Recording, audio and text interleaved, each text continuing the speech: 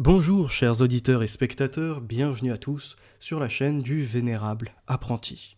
Chose promise, chose effectuée, je vous avais dit que l'on arriverait à la deuxième émission d'une histoire vers des histoires, et ce type de format me prend énormément de temps de recherche, à la fois pour trouver déjà des sources, les recouper entre elles, tenter des fois de lier une affaire vers une autre, plus la présentation que je vous en offre.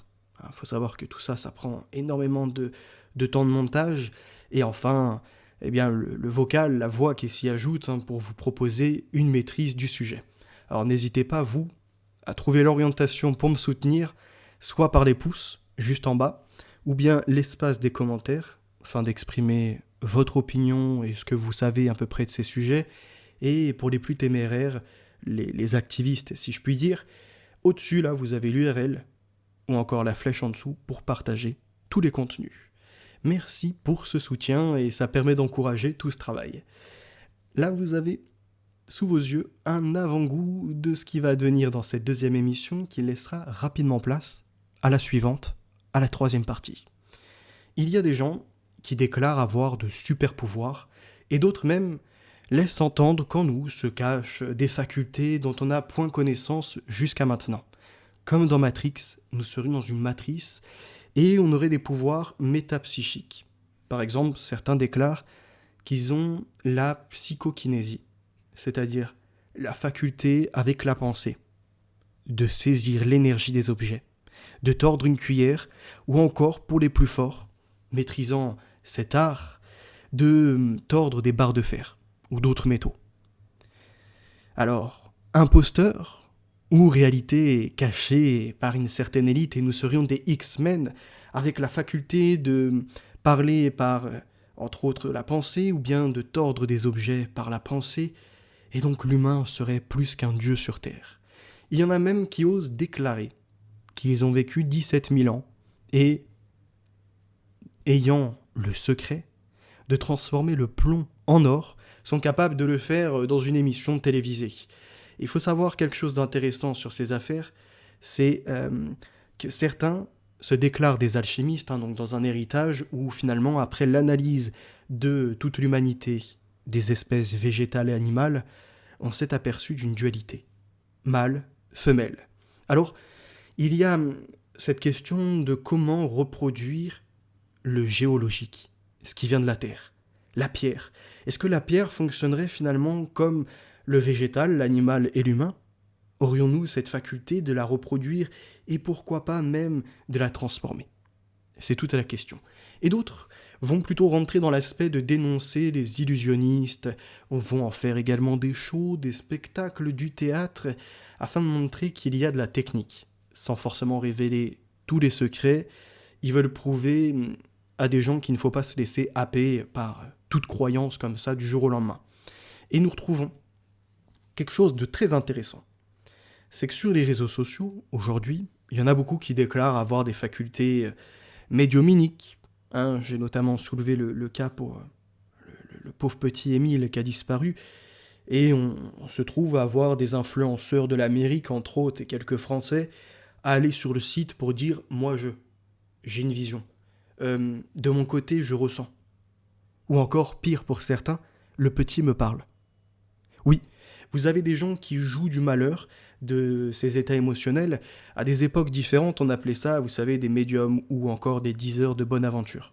C'est-à-dire une personne qui était en mal-être, en quête de sens de son existence, se rendait dans un cabinet. Alors, souvent des gens de l'Est, ou encore des croyances venues d'Afrique, et il y a tout un tas de choses. Il y a plein de voies possibles. Certains vont dire, on va lire dans les cartes le tarot, donc ça c'est plutôt, on va dire, du sud de la France en général. Après, vous avez les croyances du pendule qui tourne, avec une énergie, on peut s'arrêter sur certaines choses, le Ouija, se connecter à des entités, des esprits ou encore des fantômes. Il y a les croyances aussi des personnes dans la boule de cristal, dans bien d'autres choses. Et on se disait, tiens, souvent c'est les gens crédules, c'est le bas peuple, c'est des personnes en difficulté mentale ou encore émotionnelle, perte d'un proche, ne pas vouloir passer à côté d'une rencontre, ou être en quête de richesse. Donc on se dit oui, il y a plein de profils, certes, mais c'est des personnes qui ne sont pas forcément de l'élite. Or, sur ces images, vous remarquez que je vous ai mis entre autres Michael Jackson et Jared Kushner. Y a-t-il un lien avec tous ces illusionnistes qui joueraient d'une certaine magie sur un public crédule, mais préparaient un autre plan à l'arrière? C'est-à-dire quelque chose de plus immense, où il y aurait un ordre, non pas magique au premier sens du terme, mais une certaine magie qui s'opérait pour servir notamment le sionisme, par exemple. C'est ce qu'on va retrouver avec certains qui ont entouré Michael Jackson, ou encore avec Jared Kushner. Voilà un avant-goût, une introduction de ce qui advient. Pour ceux qui souhaitaient me retrouver sur Odyssée, afin qu'il n'y ait pas de censure, c'est Phenotix-Evolution. Et sur les contenus, vous avez le petit dollar en dessous qui ne vous coûte pas d'argent, mais qui vous permet de soutenir quand vous avez des crédits sur cette application. Et sur cette plateforme, vous avez aussi la possibilité de créer un compte, pour certains même un nouveau compte. Je vais vous mettre une URL. Une histoire vers des histoires, ça a commencé comme cela. Je me suis aperçu qu'il y avait des liens entre le très célèbre, que vous connaissez tous aujourd'hui, Serge Monast, est lié à William Guikir, et William Guikir lui-même est lié à un membre du FBI qui s'appelle J. Edgar Hoover.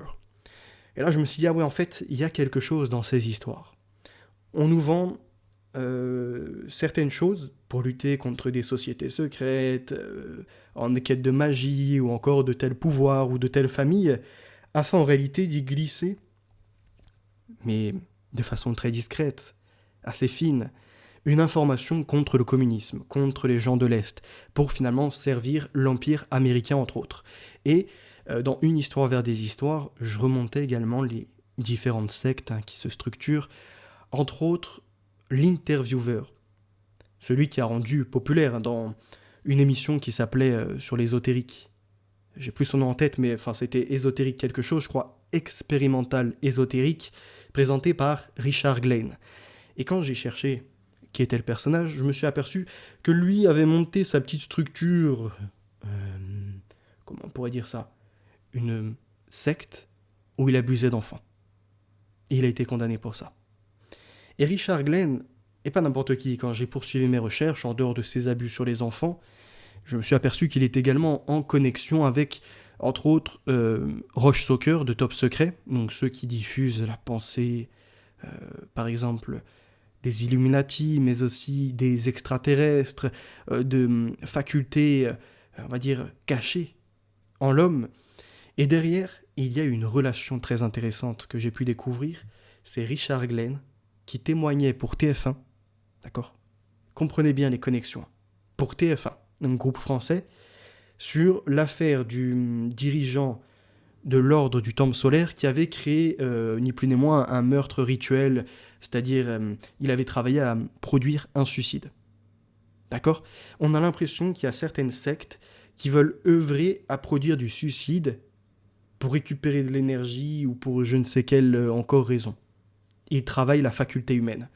Et pour revenir à Serge Monast, un de ses invités de Richard Glenn, qui nous a laissé entendre le Blue Beam et bien d'autres choses, en fait, il dénature des programmes, reprenant entre autres ce que William Cooper avait lui-même repris d'un document qui s'appelait Armes silencieuses pour guerre tranquille, avec Hartford Van Dyke, qui était un personnage pris dans les détournements financiers, les fraudes, etc. Je vous laisserai aller voir cette partie-là, et on était arrivé donc en descendant l'échelle à William Guikir, très populaire, avec également l'ami Jean-Paul Réguimbal, qui lui-même avait fondé une école sociale populaire, et William Guikir faisant la promotion de bien des choses, et c'est là que je m'étais aperçu,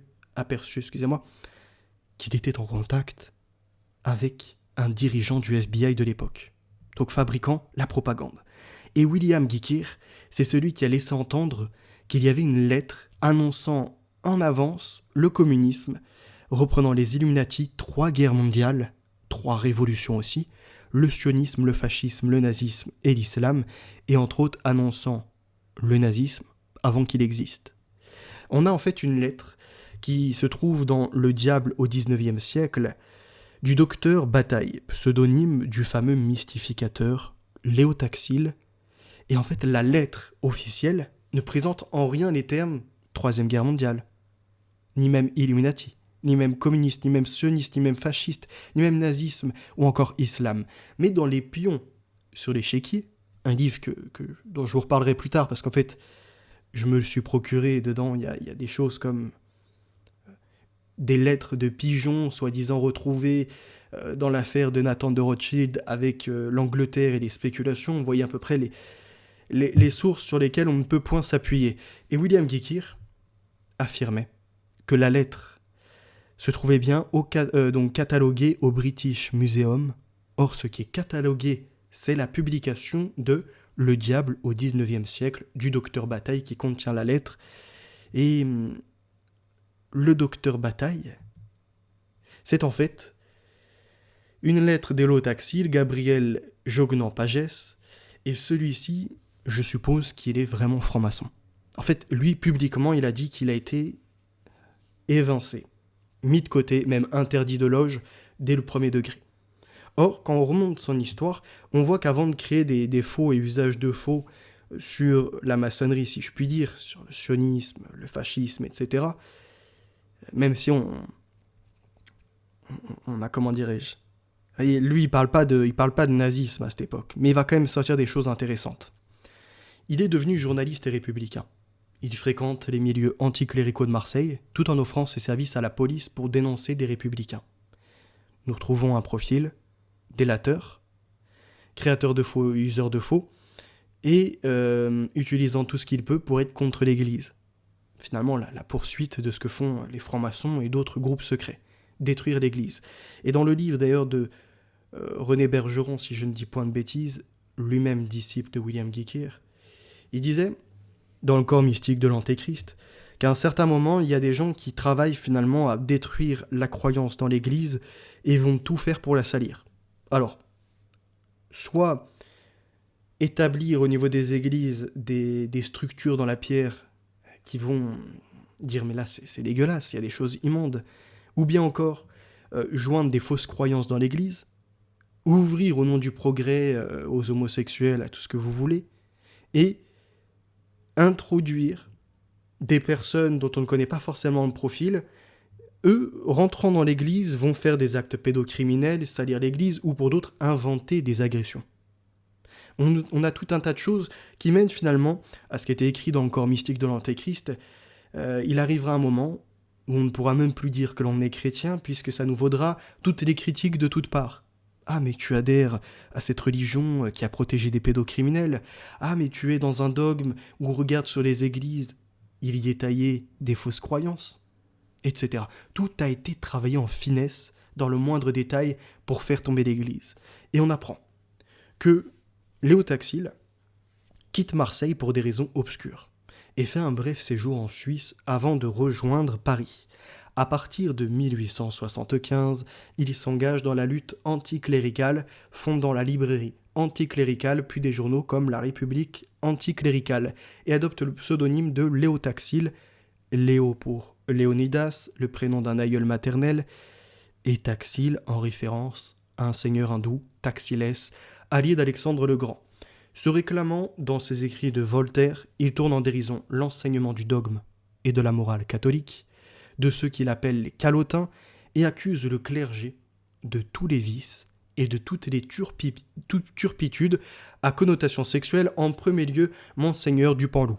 Il participe également à des banquets républicains et organise de nombreuses conférences qui, la notoriété venant, attirent un public enthousiaste. En 1879, il passe devant la cour d'assises de la Seine pour avoir écrit « À bas la calotte », qui lui vaut d'être poursuivi pour avoir insulté une religion reconnue de l'État et outragé la morale publique, mais il est acquitté. Puis en 1881, il écrit « La Marseillaise anticléricale ». Ce qui est intéressant, c'est la suite. Le public, lassé, finit par ne plus considérer les dernières parutions de sa librairie anticléricale. C'est alors que Léo Taxil conçoit une nouvelle mystification. En 1886, alors qu'il est excommunié, il annonce sa conversion au catholicisme, fait un pèlerinage à Rome et reçoit l'absolution de Léon XIII, désavouant ses travaux antérieurs. Il commença alors une campagne contre les francs-maçons dont il a été exclu dès le premier degré pour fraude littéraire. Mais ça, c'est public. C'est-à-dire, regardez, on a un personnage.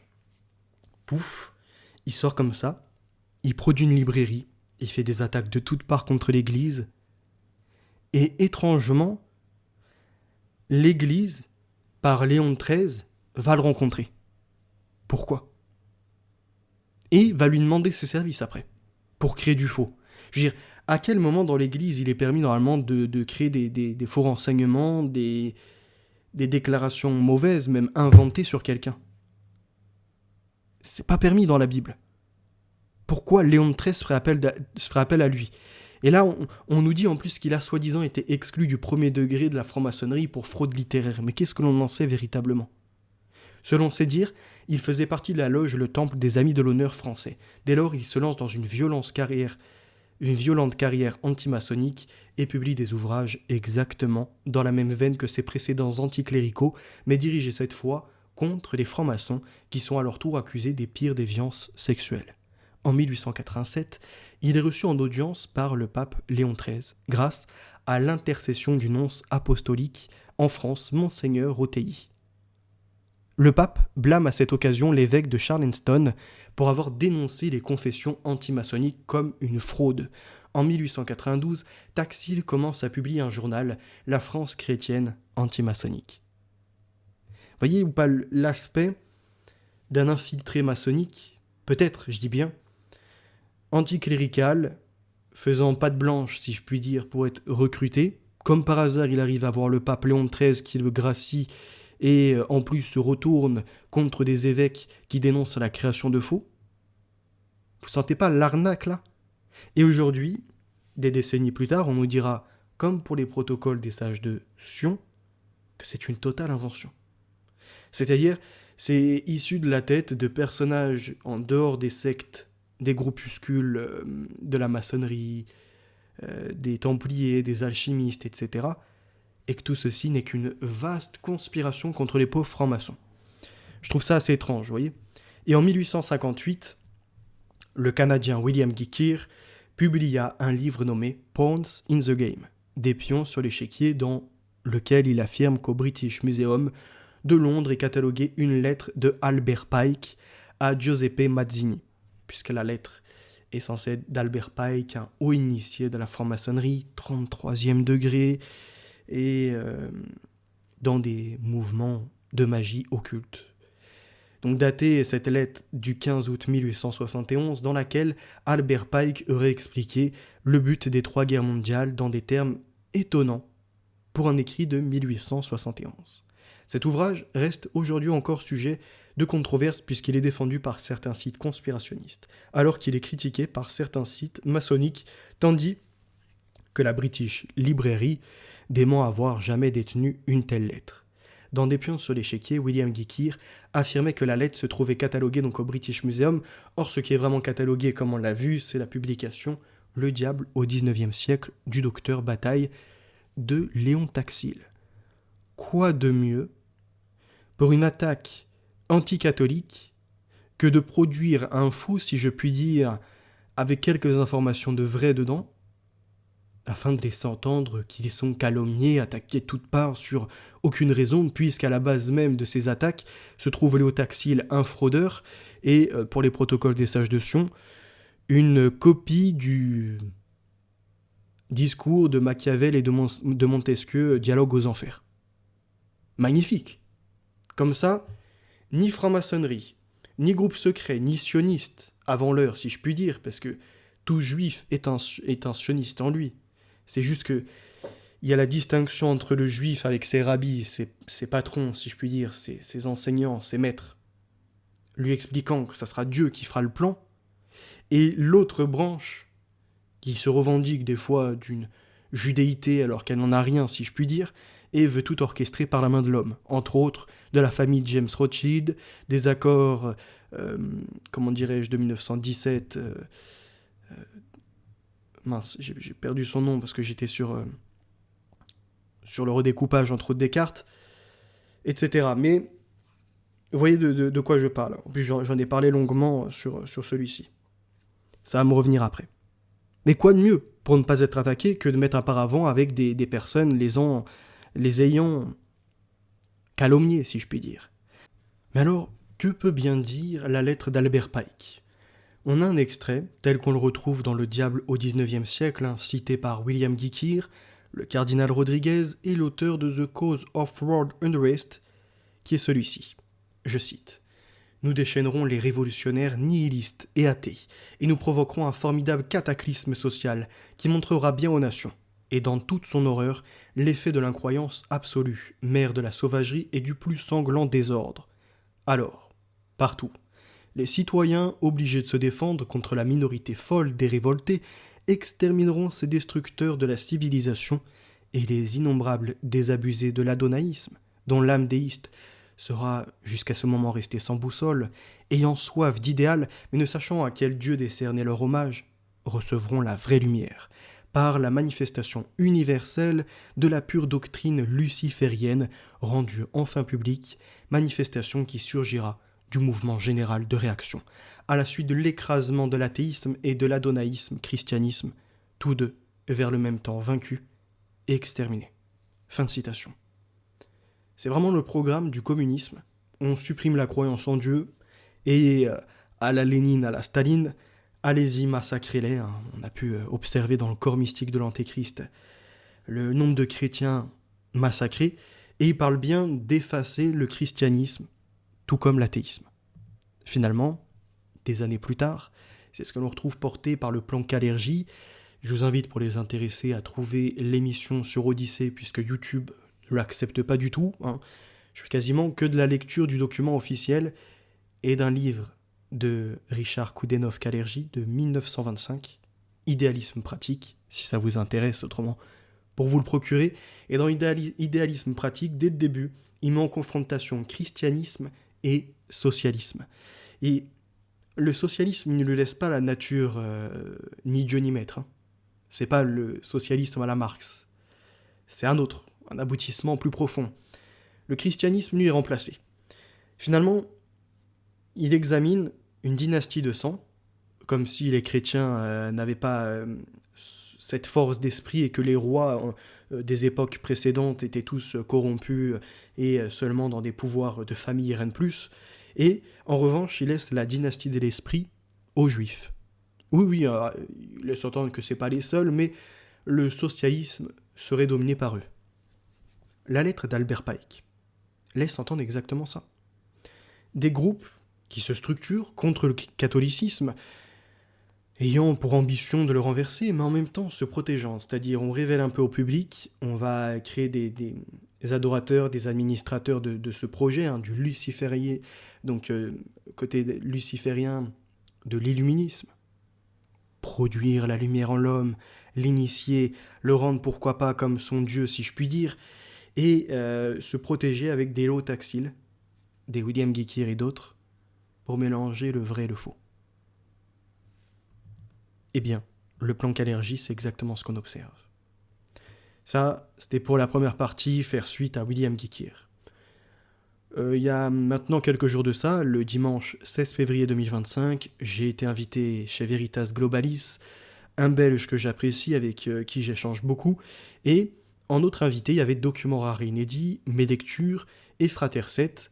Alors Frater 7, je l'ai découvert, lui qui est une connaissance de Documents rares et inédits, nous a laissé entendre qu'il était initié dans un certain groupe, très libre à chacun de faire comme il l'entend. Et on a eu plein de débats, et notamment à 1h52-57 à peu près, où on a notamment énuméré un personnage qui se laisse soi-disant immortel avec des facultés, vous voyez, des facultés cachées. Certains y croient, d'autres non. Moi, je suis plutôt des rationalistes, c'est-à-dire, je veux qu'on me prouve. Là, c'est pas comme pour Jésus, heureux celui qui a cru sans avoir vu.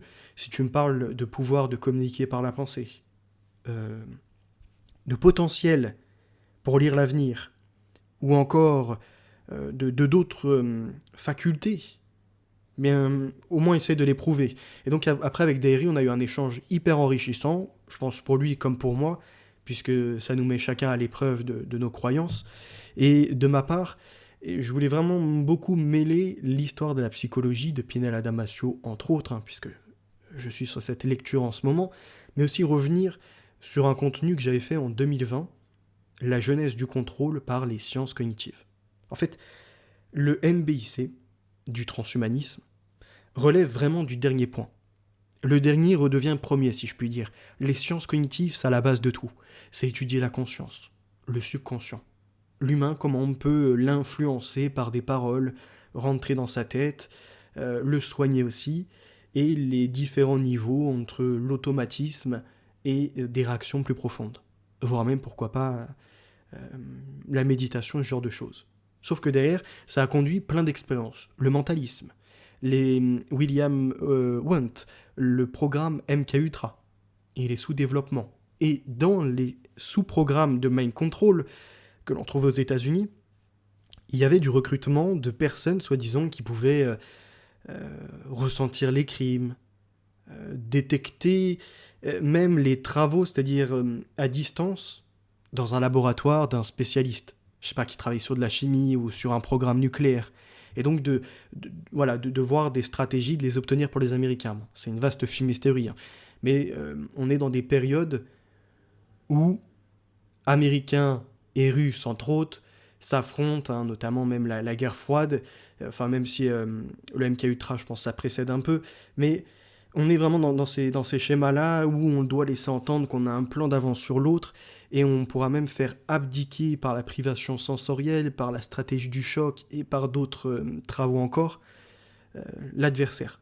Si on capture un adversaire, on le fait prisonnier, malgré tout, on pourra le questionner et contre son gré, puisque l'on sait sonder le subconscient, mener une altération, on va dire, du premier niveau, du nom, etc. Bref, plein de pouvoirs. Après la psychanalyse de Freud, le Karl Popper, aussi l'expérience des traumatismes, produire des traumatismes, mais savoir les soigner avec John Boadius Watson, le comportementalisme, la linguistique et tout ce qu'elle comporte en couche, les neurosciences, et puis après le cognitivisme, l'intelligence artificielle, les réseaux de neurones, etc. Bref, et j'y mettais quand même que tout cela peut produire des sectes, connaissant la psychologie des hommes, pouvant les illusionner, mais ayant aussi la capacité, ni plus ni moins, de les rendre fous, et de devenir leur antidote, si je puis dire. Créer le problème et devenir la solution. Engendrer un client, vous voyez, c'est ce rapport agent-patient. L'agent agit sur son patient et celui-ci ne sera qu'un objet déplacé à bon gré. J'ai essayé donc de mettre un point à ça. Parce que dans les mouvements pareils, des fois complotistes, les gens sont conduits à la voie de plus d'espoir. Aucune croyance pour la plupart d'ailleurs en judaïsme, hein. Ils remettent ça en question, mais en revanche, ils s'engagent dans d'autres sphères. Des oracles, des chamans, des sorcières, des médiums. Oui, parce que on a aussi de l'importation d'Afrique et d'Asie, beaucoup de gens de profil laissant entendre qu'ils ont une recette miracle pour soigner un cancer, d'autres pour la réussite, ou encore qu'ils peuvent faire du mal à quelqu'un à distance en enterrant des œufs, en coupant des pattes, ou encore, pour les plus criminels, oui, en dehors des pattes des animaux et des autres qu'ils font cramer ou qu'ils mettent encore dans un wok, par exemple, ou dans un récipient, pensant que c'est une quête de Graal, il y a des humains qui sont sacrifiés. En Afrique, les personnes qui sont albinos sont chassées, parce que leurs os apparemment sont sacrés. Des parties de leur peau peuvent être dévorées pour des rites. Oui, il y a ces croyances. Et d'autres qui poussent le délire plus loin avec des statues, on se rappelle, entre autres, de ce documentaire passé à la télé, viol d'enfants, la fin du silence, la petite Marie, le petit Pierre, des noms qui sont changés. Alors est-ce qu'on fait référence au catholicisme avec Marie, avec Pierre et au sacrifice?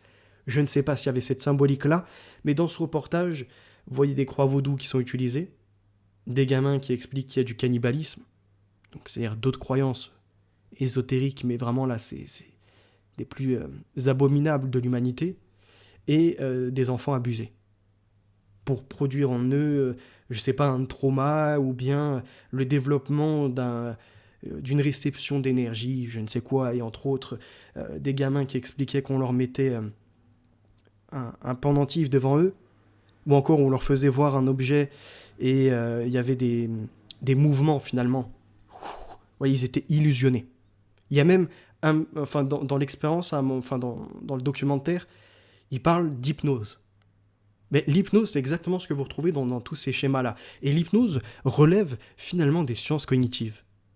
Et c'est pour ça que à un moment, j'avais carrément douté. Je m'étais dit, est-ce que dans ce reportage, à l'hôtel Saint-James, ce sont des expériences sur des gamins pour voir en créant tel et tel trauma si on peut les soigner? Et donc, il n'y a jamais d'abus, jamais de crime rituel. Et tout ceci n'est que de l'ordre d'une mise en scène assez théâtrale, finalement, où il n'y a pas de meurtre, mais il y a de la programmation. Je me suis dit, est-ce qu'ils font des expériences comme ça? Ils notent. Quitte à traumatiser les gamins. Ou bien est-ce que les gamins subissent tout ça? Et après, il y avait des statuettes, entre autres africaines, citées. Et c'est vrai que quand on s'intéresse aux croyances africaines, il y a certaines statuettes qui servent pour des rites. Tu dois faire couler du sang dessus, entre autres sacrifier des humains, ou encore t'adonner à certaines pratiques sexuelles, de la magie sexuelle, pour aboutir à des faux résultats. Mais les gens y croient. Et ils sont dans un état de transe. Et pour revenir à ce que l'on disait dans cet échange, nous étions arrivés, alors je vous fais passer de slide en slide, sur l'homme qui déclarait avoir 17 000 ans et reçu dans une émission de télévisée, aujourd'hui dans les archives de l'INA, cet homme avait 17 000 ans et il se faisait passer pour le comte de Saint-Germain, déclarant qu'il pouvait transformer le plomb en or. Et comme tout magicien, c'est vrai que j'avais oublié de déclarer ça dans l'interview, enfin dans l'échange, dans l'entrevue avec Derry, Veritas et mes lectures et Frater 7, c'est que le magicien fait toujours participer la victime. Comme ça, la victime, son attention est détournée et il y a moins de barrières de méfiance, puisqu'elle participe. Elle met même sa main, ne serait-ce que couper un petit truc ou toucher ou autre. Elle pense participer. Et dans cette émission, j'avais dit qu'on ne nous avait pas fait vérifier le récipient, puisque là, il fait prendre un petit morceau de fer qu'il doit mettre au contact d'une petite chose. Vous remarquerez que aussi cet homme-là, se pare d'or, puisqu'il déclare pouvoir transformer le plomb en or, donc bague en or, chaîne en or, et bien d'autres pendentifs encore en or. Et ce que vous avez à l'écran, on nous dit, donc on a une voix off, nous avons fourni le plomb, et cet homme nous a fourni que le creuset. Nous l'avons examiné, gratté, fouillé, et il n'y a aucun trucage apparent. Alors, le creuset, on ne le montrera jamais de l'intérieur, mais le plan au niveau de la caméra sera toujours de profil. Jamais vous ne verrez ce qu'il y a dans le creuset. Mais on doit nous assurer qu'en revanche, les deux qui font l'expérience, plus la voix derrière, eh bien, il n'y a pas eu de problème, la production a tout vérifié. J'avais dit, moi, qu'on n'avait pas vérifié. En fait, si, ils ont vérifié, mais nous, on ne peut pas le voir. Et le truc intéressant, c'est qu'après, ils jouent de toutes ses mains, des paroles, ils mettent un moment hypnotisant un peu. Vous retrouvez son bracelet en or, sa main au-dessus, excusez-moi, un peu de fumée qui en sort, puisque c'est en train de chauffer la petite poudre qu'il a mis, qui permet de s'échapper la fumée, et là, tu as l'impression que finalement, on change le fer en or, et arrive le moment où ils disent on ne perd pas de vue la pince qu'il a dans la main. On ne perd pas ni la pince, ni l'autre qui est en train de tenir le couteau. Hop. Et il l'amène juste devant le seau, le récipient où il y a de l'eau dedans. Et la parole qui est intéressante à entretenir et entendre, c'est celle-ci. Vous allez le lâcher sur un côté ou l'autre, mais surtout pas à plat. Tiens. Et c'est là où on comprend qu'il y a un mécanisme dedans. Vous savez très bien qu'il n'a pas transformé le plomb en or, mais il y en a certains qui y croyaient. Donc si vous étiez de ces personnes un peu crédules ou à vous dire pourquoi pas, il a un pouvoir comme ça, la réalité, elle est là. Elle est juste dans cette phrase. Vous allez lâcher d'un côté ou de l'autre, donc activer le mécanisme finalement, mais surtout pas à plat. Puisqu'à plat, le mécanisme n'est pas déclenché, il est comme tel arrivé au début. Alors, qui est le fameux comte de Saint-Germain ? Selon le marquis de Créqui, Saint-Germain était un juif alsacien du nom de Simon Wolf, né à Strasbourg fin XVIIe siècle, début XVIIIe siècle. Dufort de Chevernet, dans ses mémoires, l'évoque comme, je cite, le fameux Saint-Germain, Rose-Croix, juif errant. Intéressant. Donc on nous laisse continuer dans l'alchimie qui est, je le rappelle, les Rose-Croix sont une poursuite des alchimistes. Comme je disais, ils sont tous mêlés en fait. Et en plus, il est juif. Bon. Le baron de Gleichen, dans ses souvenirs, rapporte que le bailli de Solar demanda à Monsieur des Chausseuils s'il était vrai que le gouvernement ignorait l'origine d'un homme qui vivait en France sur un pied si distingué. Sans doute que nous le savons, répliqua Monsieur de Choiseul. Et ce ministre ne disait pas vrai. C'est le fils d'un juif portugais qui trompe la crédulité de la ville et de la cour. D'autres l'ont associé à un juif portugais de Bordeaux. Portugais, juif, ok. Alors, le nouveau comte de Saint-Germain, j'étais sur le philosophe de Sponville, et marié après avec Dalida. Le 20 juillet 1983, dans la soirée, sur un chemin isolé de Ramatuelle, près de Saint-Tropez, Richard Chanfray, de son vrai nom, est retrouvé mort à l'intérieur d'une voiture en compagnie de sa nouvelle compagne, Paula Loos, née Gilly, âgée de 51 ans. Ça y est, il n'en fallait pas plus, comme pour Serge Monast ou comme pour Claire Sévrac, il a été assassiné. Il en savait beaucoup trop. Les amants auraient succombé par asphyxie au gaz d'échappement raccordé par un tuyau à l'habitacle de la Renault 5 après l'ingestion de barbiturique. Le couple vivait de spéculation immobilière. Ah tiens, c'est étrange ça pour quelqu'un qui maîtrise l'art de transformer le plomb en or, d'être si mal au point financièrement au point d'en arriver aux spéculations immobilières. Et ses affaires avaient pris une tournée judiciaire après que Richard Chanfray a menacé avec une arme un débiteur pour exiger une reconnaissance de dette. Un mafia en plus. La petite mafia, comme je disais, c'est sur plusieurs ordres les choses. Lui, c'est le premier ordre, la mafia. Et ces gens-là, on voit, menace d'armes, il a dû certainement tomber sur quelqu'un qui ne se laisse pas faire et qui l'a buté en fait. Mais il n'a pas du tout été trouvé, soi-disant suicidé, en fait tué, parce qu'il savait quelque chose, un secret ou autre. Et on remarquera que les procès amendes ont mené le couple dans une situation financière catastrophique. Voilà, pour ceux qui doutaient un peu de ce que j'avançais, il y a bien eu trafic. Mais après l'émission, Pascal Sevran consacre au pseudo-comte de Saint-Germain plusieurs reportages dans Ici Paris. Tiens, ils en font une figure médiatique. Pourquoi ? Devenu une vedette médiatique, l'aventurier gagne encore en notoriété en devenant le compagnon de la chanteuse Dalida, à laquelle il a été présenté par Sevran.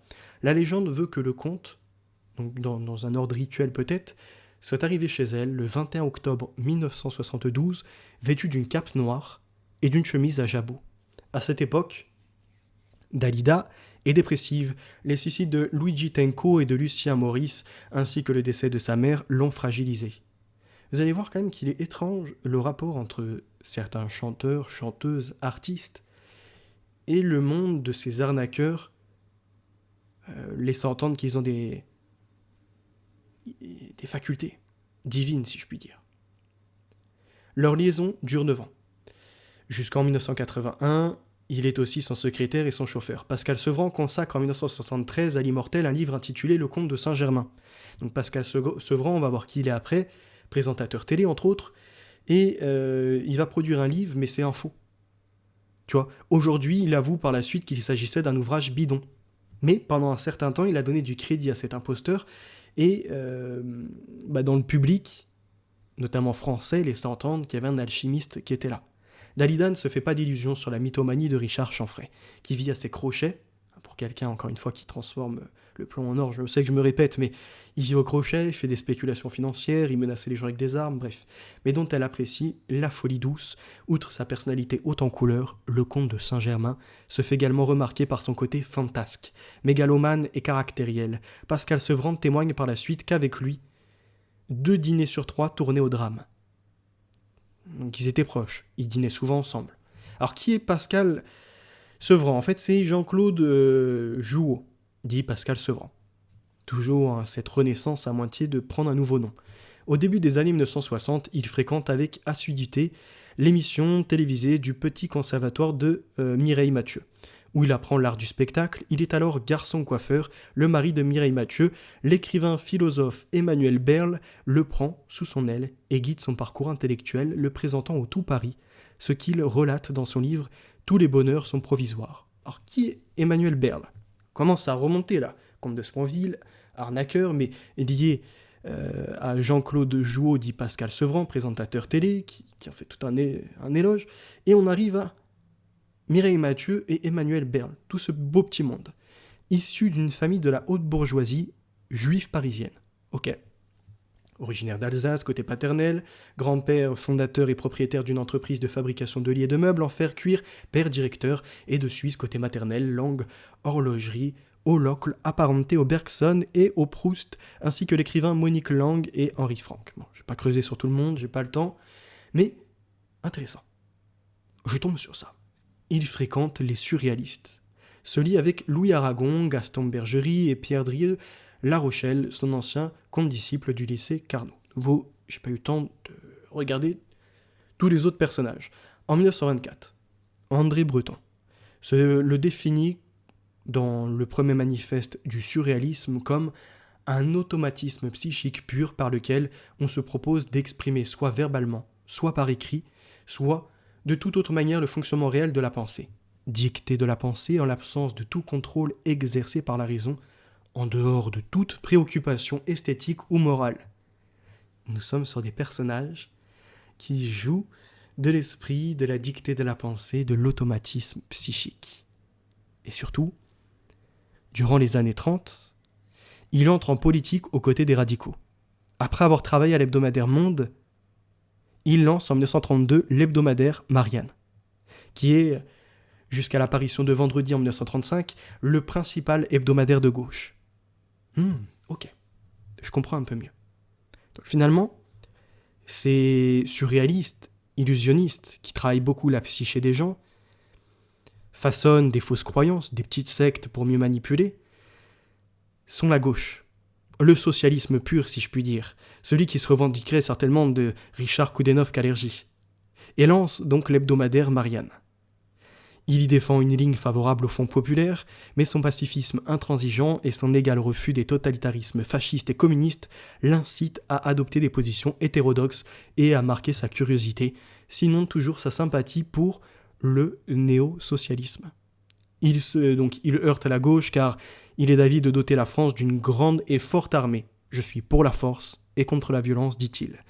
Après le 15 janvier 1937, Marianne, appartenant aux éditions Gallimard, est rachetée par la société anonyme l'hebdomadaire 44, avenue des Champs-Élysées, dont Raymond Patenautre est le principal bailleur de fonds. Berl, qui a donné sa démission de directeur de l'hebdomadaire le 13 janvier, est remplacé par Lucien Vogel.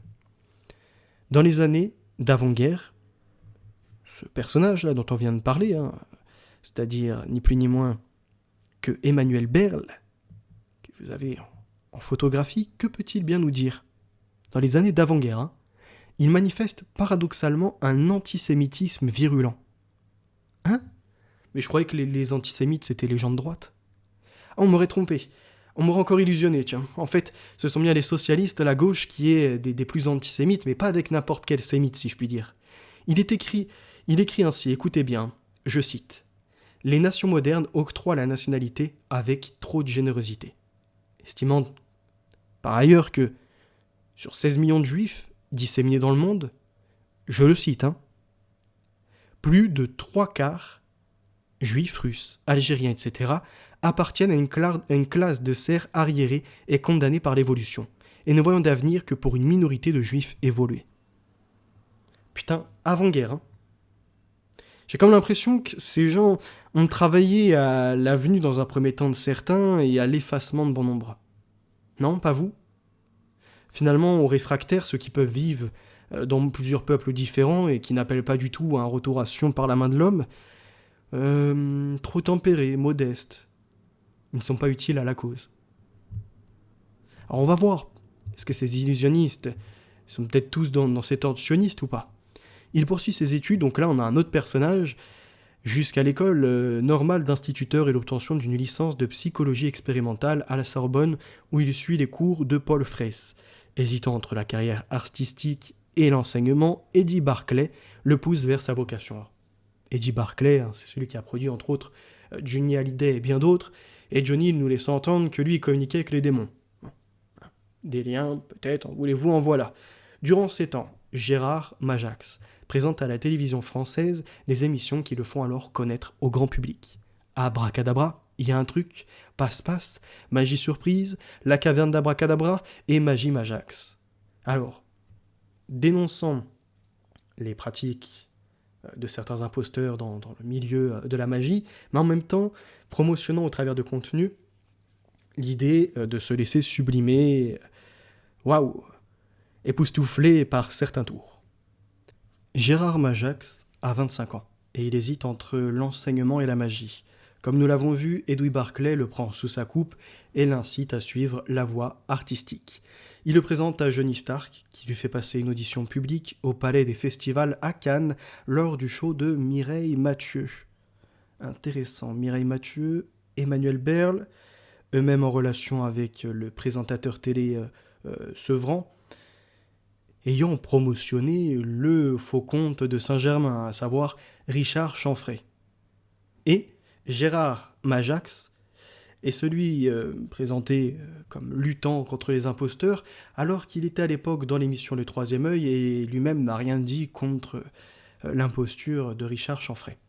Son métier à Gérard Majax, c'est prestidigitateur et il a été formé en psychologie. Ceci le pousse à entretenir un esprit critique.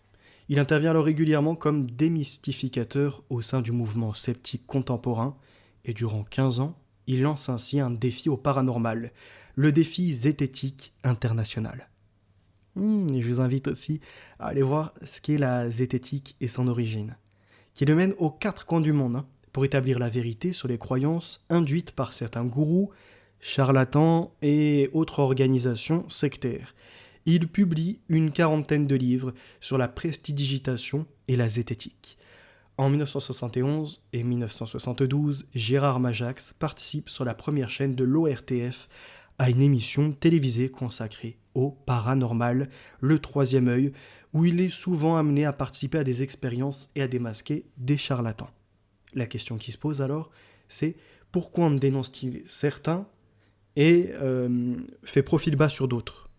Y a-t-il un secteur assez intéressant économiquement parlant, ou bien encore la création de certains groupuscules désirés par les teneurs des ficelles et d'autres organismes en arrière-plan.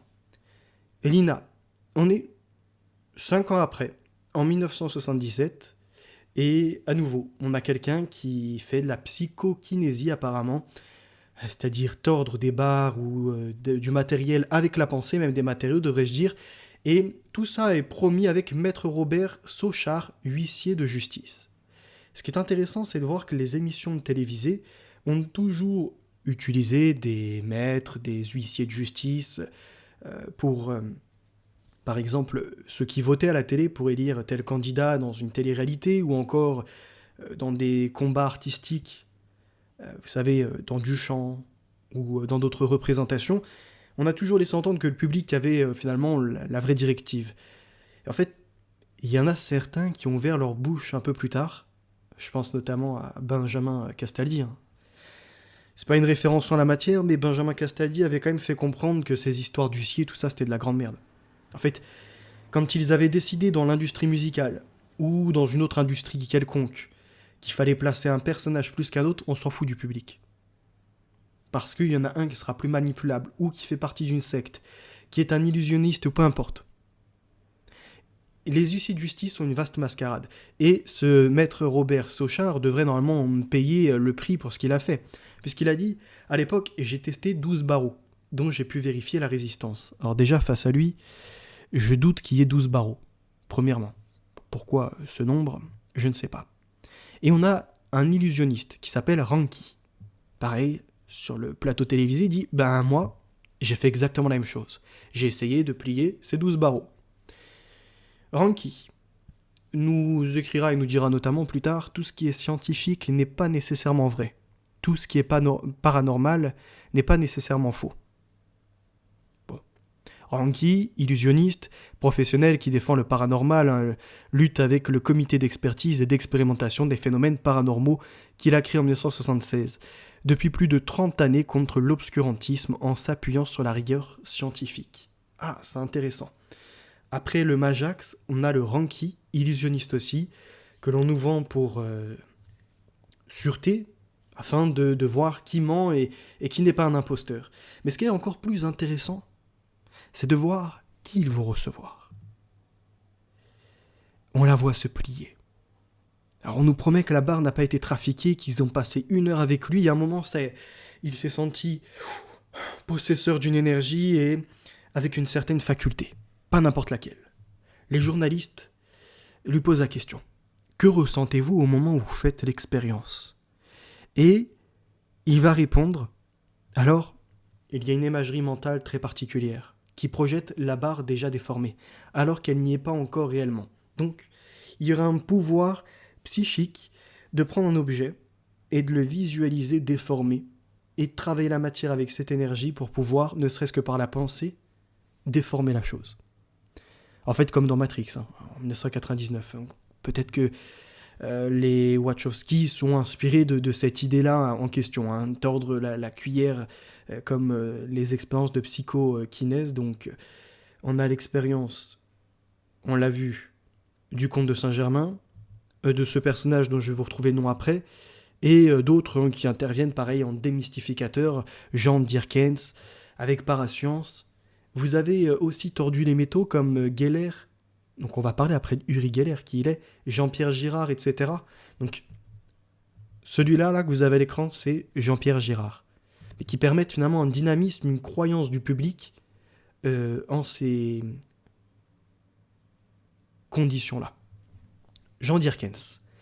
Je le cite, « Je suis en effet entré en contact avec Jean-Pierre Girard qui est venu tordre quelques barres dans mon laboratoire. J'ai aussi expérimenté avec un médecin de l'université de Montréal, le docteur Grade, qui a imposé les mains sur des cultures de tissus. Il obtenait des résultats surprenants. J'ai donc expérimenté et approfondi mes connaissances dans ce vaste domaine qu'est le paranormal. J'ai fait l'acquisition de collections quasi complètes de revues prestigieuses comme la revue Métapsychique ou la revue Spirit. Tout cela m'a beaucoup apporté. Et naturellement, j'ai assisté à de nombreux congrès de parapsychologie. Intéressant.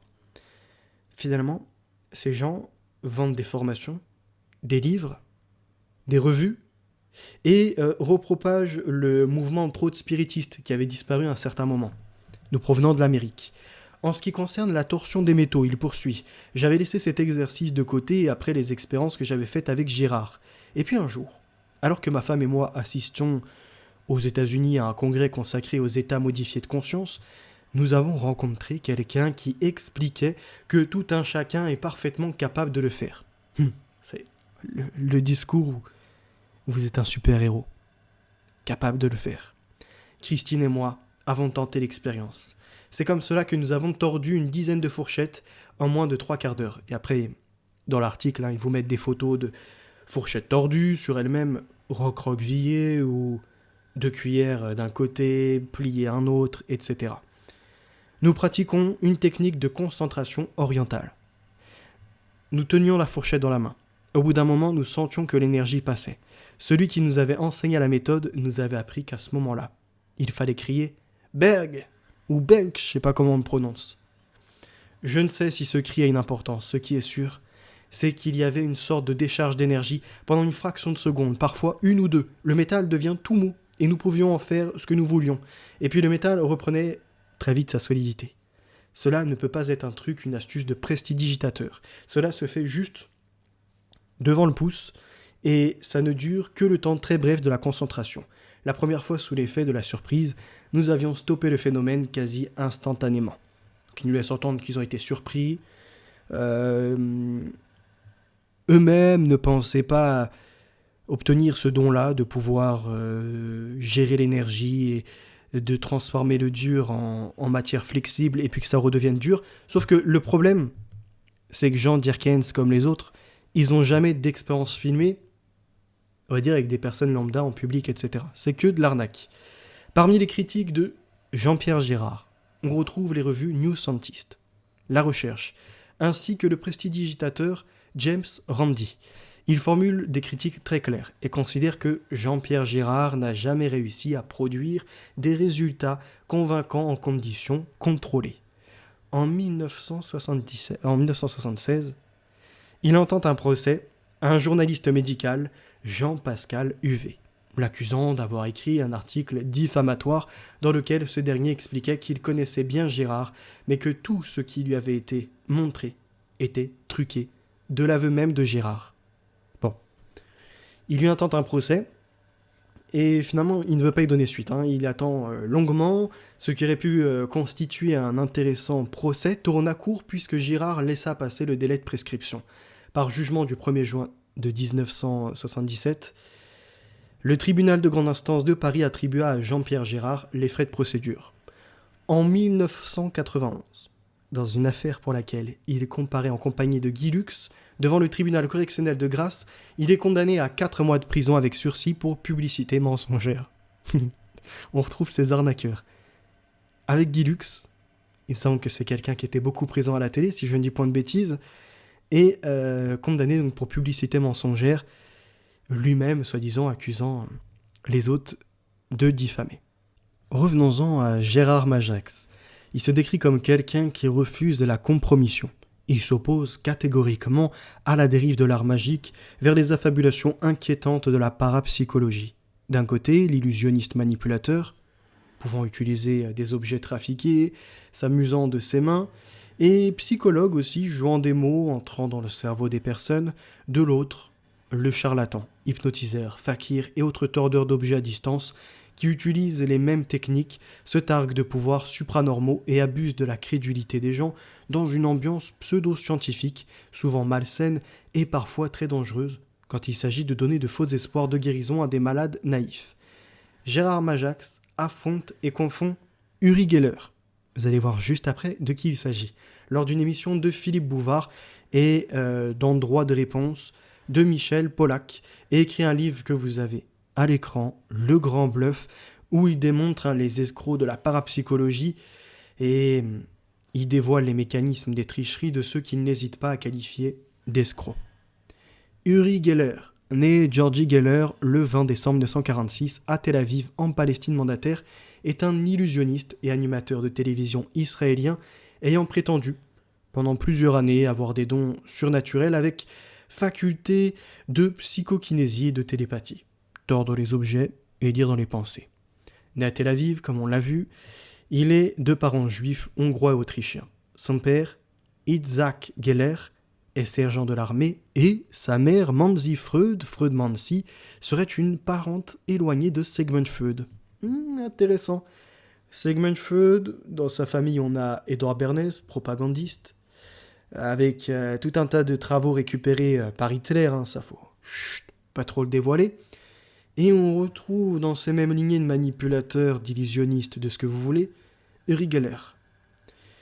Uri Geller passe son adolescence après à Nicosie, en Chypre, alors britannique, où il fréquente le lycée catholique Terra Santa College, dont les cours et les examens sont en anglais avant de revenir en Israël. En 1997, il prétend aider le club de football d'Exeter City, club de 2e division, à remporter un match crucial en fin de saison en plaçant des cristaux prétendument infusés derrière les buts, alors qu'Exeter perdait le match 5-1. 5 ans plus tard, Uri Geller est nommé co-président du club en 2002. En 2003, le club est ensuite relégué pour 5 ans. Uri Geller rompt alors ses liens officiels avec le club. Il est animateur télévision, comme on l'a dit, pendant les années 70, et il prétend avoir la faculté de plier le métal, notamment ses expériences de torsion de cuillère, mais aussi de deviner le dessin contenu dans une enveloppe scellée, d'arrêter à distance les montres ou de relancer celles qui sont arrêtées, de bouger l'aiguille d'une boussole par la pensée. Il gagne beaucoup en publicité aux États-Unis et en Europe après avoir effectué une série d'apparitions remarquées à la télévision, dont les médias français de l'époque. Intéressant. Les médias américains, les médias français laissent la voie libre à un animateur prétendant avoir des dons surnaturels. Normal, ça passe à la télé, sans être contredit. J'ai comme l'impression que c'est la même mascarade que lorsque l'on a le dealer de tout Paris dans les médias tranquillement en train de sortir des obscénités, des affabulations, en veux-tu en voilà. Tout ça pour salir l'église, en passage du côté de cet imposteur de Gérard Faury. Bref, revenons-en à l'article de Geller. Il passe notamment dans l'émission Italique des années 1970 de Marc Gilbert, où il y plie devant les téléspectateurs une cuillère par la simple force, affirme-t-il, de sa pensée. En 1979, alors au sommet de sa célébrité, il prétend que le développement de ses pouvoirs mentaux sur la matière lui permettront, en 1986, de plier pas moins que la Tour Eiffel. Oui, oui. Le 14 mars 1987, là ça commence à être trop gros, Gérard Majax est recruté et intervient dans l'émission Droit de réponse animée par Michel Pollack intitulée L'effet Geller. L'invité principal de l'émission est le prestidigitateur Uri Geller. Au début de l'émission, Geller effectue devant les caméras diverses démonstrations qu'il présente comme des expériences parapsychologiques, c'est-à-dire comme l'expression de pouvoirs paranormaux ou surnaturels.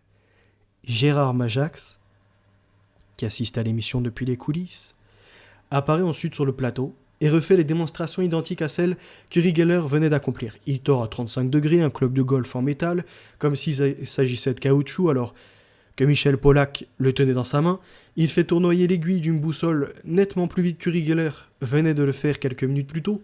Il tord une petite cuillère en la regardant, il casse un verre sans le toucher, il éteint même une bougie à distance. Au cours de cette démonstration, Gérard Majax utilise plusieurs fois le mot tricherie, détournement d'attention et illusionnisme, accusant Uri Geller d'être un charlatan et lui reprochant de simplement présenter des tours de magie connus de la plupart des magiciens du milieu. Mais en 2008, Uri Geller admet lors d'une interview pour Magiste Welt être un simple prestidigitateur. Sauf que voilà, une mise à jour apparaît. On a un article de Randy qui dit que Geller n'a finalement pas maintenu sa réponse. Son interview avec Magiste Welt a eu lieu en novembre 2007 et Geller a déjà revendiqué des pouvoirs télépathiques une fois de plus le 13 janvier 2008. En 1977, la presse israélienne reçoit un article sur la relation d'Uri Geller avec l'actrice italienne Sofia Loren. Geller donne à la publication une photographie commune de lui avec l'actrice. Après vérification, auprès des managers personnels de l'actrice, il s'avère que les deux ne se sont jamais rencontrés et que la photographie fournie était fabriquée. Geller avoue cet acte, puis quitte Israël. Donc en 70, présentateur, laissant entendre qu'il ne serait pas un prestidigitateur, mais plutôt doué de pouvoirs supranaturels. Et là, il établit des fausses relations, on le voit, il fabrique du faux pour se mettre en relation avec l'actrice italienne Sofia Loren. Mais pourquoi d'après vous ? Si tu as plein de photos te mettant en relation avec des célébrités, ça t'ouvre des voies. Des fois même certains médias, sans faire des recherches, ils vont dire lui on peut le prendre. Et c'est exactement, je pense, que ce qui se passe. C'est-à-dire qu'il y a certains groupes qui n'hésitent pas à inventer des mensonges plus gros les uns que les autres. Mais comme face à eux, il n'y a pas d'esprit critique, et puis les gens n'ont plus le temps de chercher, et ben ils sont reçus. Comme des rois, comme des milliardaires, ou encore comme des surhumains. Aux États-Unis en 1973, Geller est invité à l'émission The Tonight Show, une immense émission, où il découvre que l'animateur Johnny Carson, qui était autrefois un magicien, a préparé un test de ses pouvoirs avec l'aide du magicien sceptique James Randi. Après avoir échoué à accomplir les tâches qui lui étaient préparées sur des objets métalliques présentés sur le plateau, il va nous dire qu'il n'était pas fort ce jour-là, il y avait trop de sceptiques dans la pièce, c'était stressant et donc ça lui a brouillé ses facultés.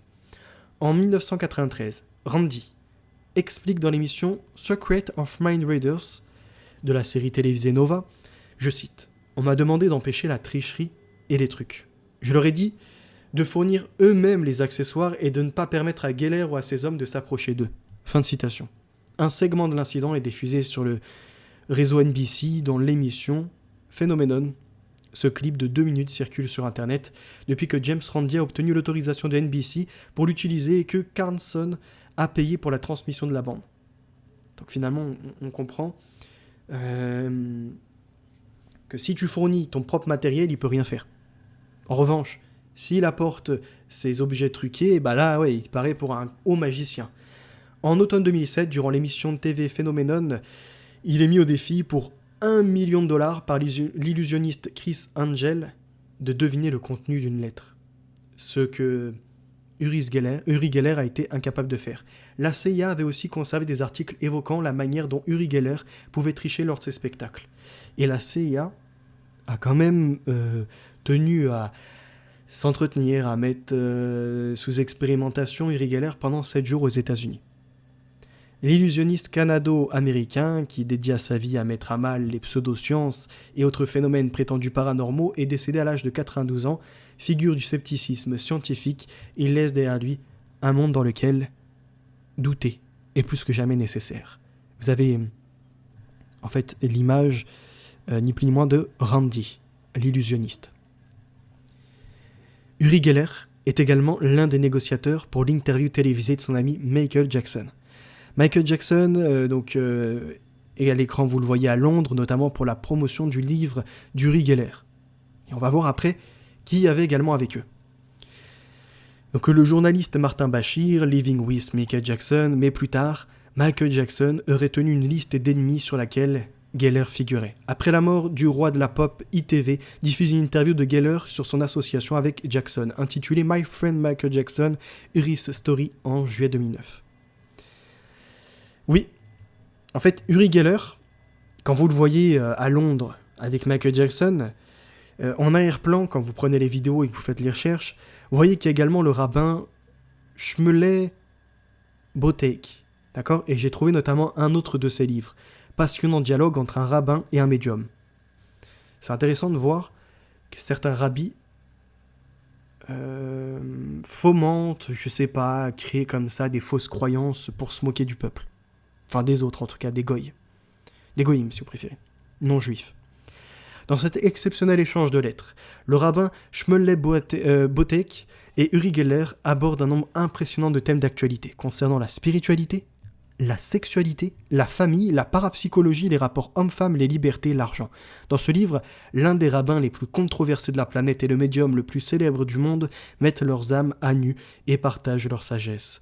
Uri cherche des sagesses qui vont plus loin que tout ce qu'il a pu comprendre par lui-même, tandis que Shmuley examine la manière d'employer au mieux des forces déchaînées, motivant le nouvel âge spirituel. Oui, il parle de New Age, de ce nouvel âge de croyances, comme on l'a vu au tout début par d'autres. Alors, qui est Boteach ou Boteach, je ne sais pas comment on prononce, bien, c'est quelqu'un qui a participé à un camp à Chabad Lubavitch et est tombé amoureux du judaïsme. Le rabbi de Lubavitch est devenu son patron et à l'âge de 13 ans, Boteach a rejoint le mouvement Chabad, une philosophie hassidique qui remonte à 250 ans à Lubavitch en Russie. À l'âge de 14 ans, il a décidé qu'il voulait devenir rabbin pour aider les personnes au cœur brisé. Il a étudié à l'académie hébraïque du rabbin Alexander S. Gross et dans une série de yeshivot à Los Angeles, New York et Jérusalem. Vous allez voir quelque chose d'incroyable. De l'illusionnisme, d'une histoire, on remonte vers des histoires. Notamment d'une relation avec Michael Jackson, etc., mais plus profondément avec un rabbi, et pas n'importe lequel, Boteach, qui a été initié par les Lubavitch, et oui, chose incroyable, qui aujourd'hui se retrouve à côté de Trump. C'est bizarre, Trump est redevenu ami avec la Russie. Et vous avez tous les stupides entrés dans une sphère complotiste, qui en soi ne voit pas correctement le phénomène, plaçant Poutine comme un basculement, voyez-vous, un contre-nouvel ordre mondial, alors qu'en fait il est en train d'en fomenter un autre, même plus dangereux encore. En fait, c'est le véritable qui est en train de se produire avec les BRICS, mais bon, passons. Et l'Amérique se retirant de l'Europe. Ok, mais pourquoi ? En 1998, Boteach fut envoyé à l'âge de 22 ans par le rabbin Menachem Mendel Schneerson comme Shaliach, émissaire Chabad Lubavitch à Oxford, en Angleterre, où il servit comme rabbin auprès des étudiants de l'université d'Oxford pendant 11 ans. Pendant cette période, il fonda la Oxford University Elsheim Society. En hébreu, Elsheim signifie « à la vie ». La société devint la deuxième plus grande organisation étudiante jamais créée à Oxford, avec un effectif de plus de 5000 non-juifs. Pourquoi des rabbis, des juifs, s'intéresseraient-ils aux goïm et à leur initiation ? Cette société-là, Oxford University Elsheim Society, attira des conférenciers de renom de la politique, des arts et de la culture, dont 6 premiers ministres israéliens. L'ancien premier ministre australien Bob Hawke, l'ancien dirigeant de l'Union soviétique Mikhail Gorbatchev, le physicien théoricien Stephen Hawking, que l'on retrouvait très ami d'Epstein, et peut-être même avec les Maxwell, et donc avec, remonter, l'histoire dans l'histoire, le chanteur Boy George, le footballeur Diego Maradona et l'acteur John Voight. Alors, les 6 premiers ministres israéliens sont Yitzhak Rabin, Yitzhak Shamir, Shimon Peres, Ehud Olmer, Ariel Sharon et Benjamin Netanyahou. L'ancien premier ministre australien Bob Hawke, on l'a vu donc après Mikhail Gorbatchev, etc. et les autres noms que vous avez vus. Et juste un qui se rajoute quand même qui est intéressant, c'est le directeur du Mossad, Isser Achel.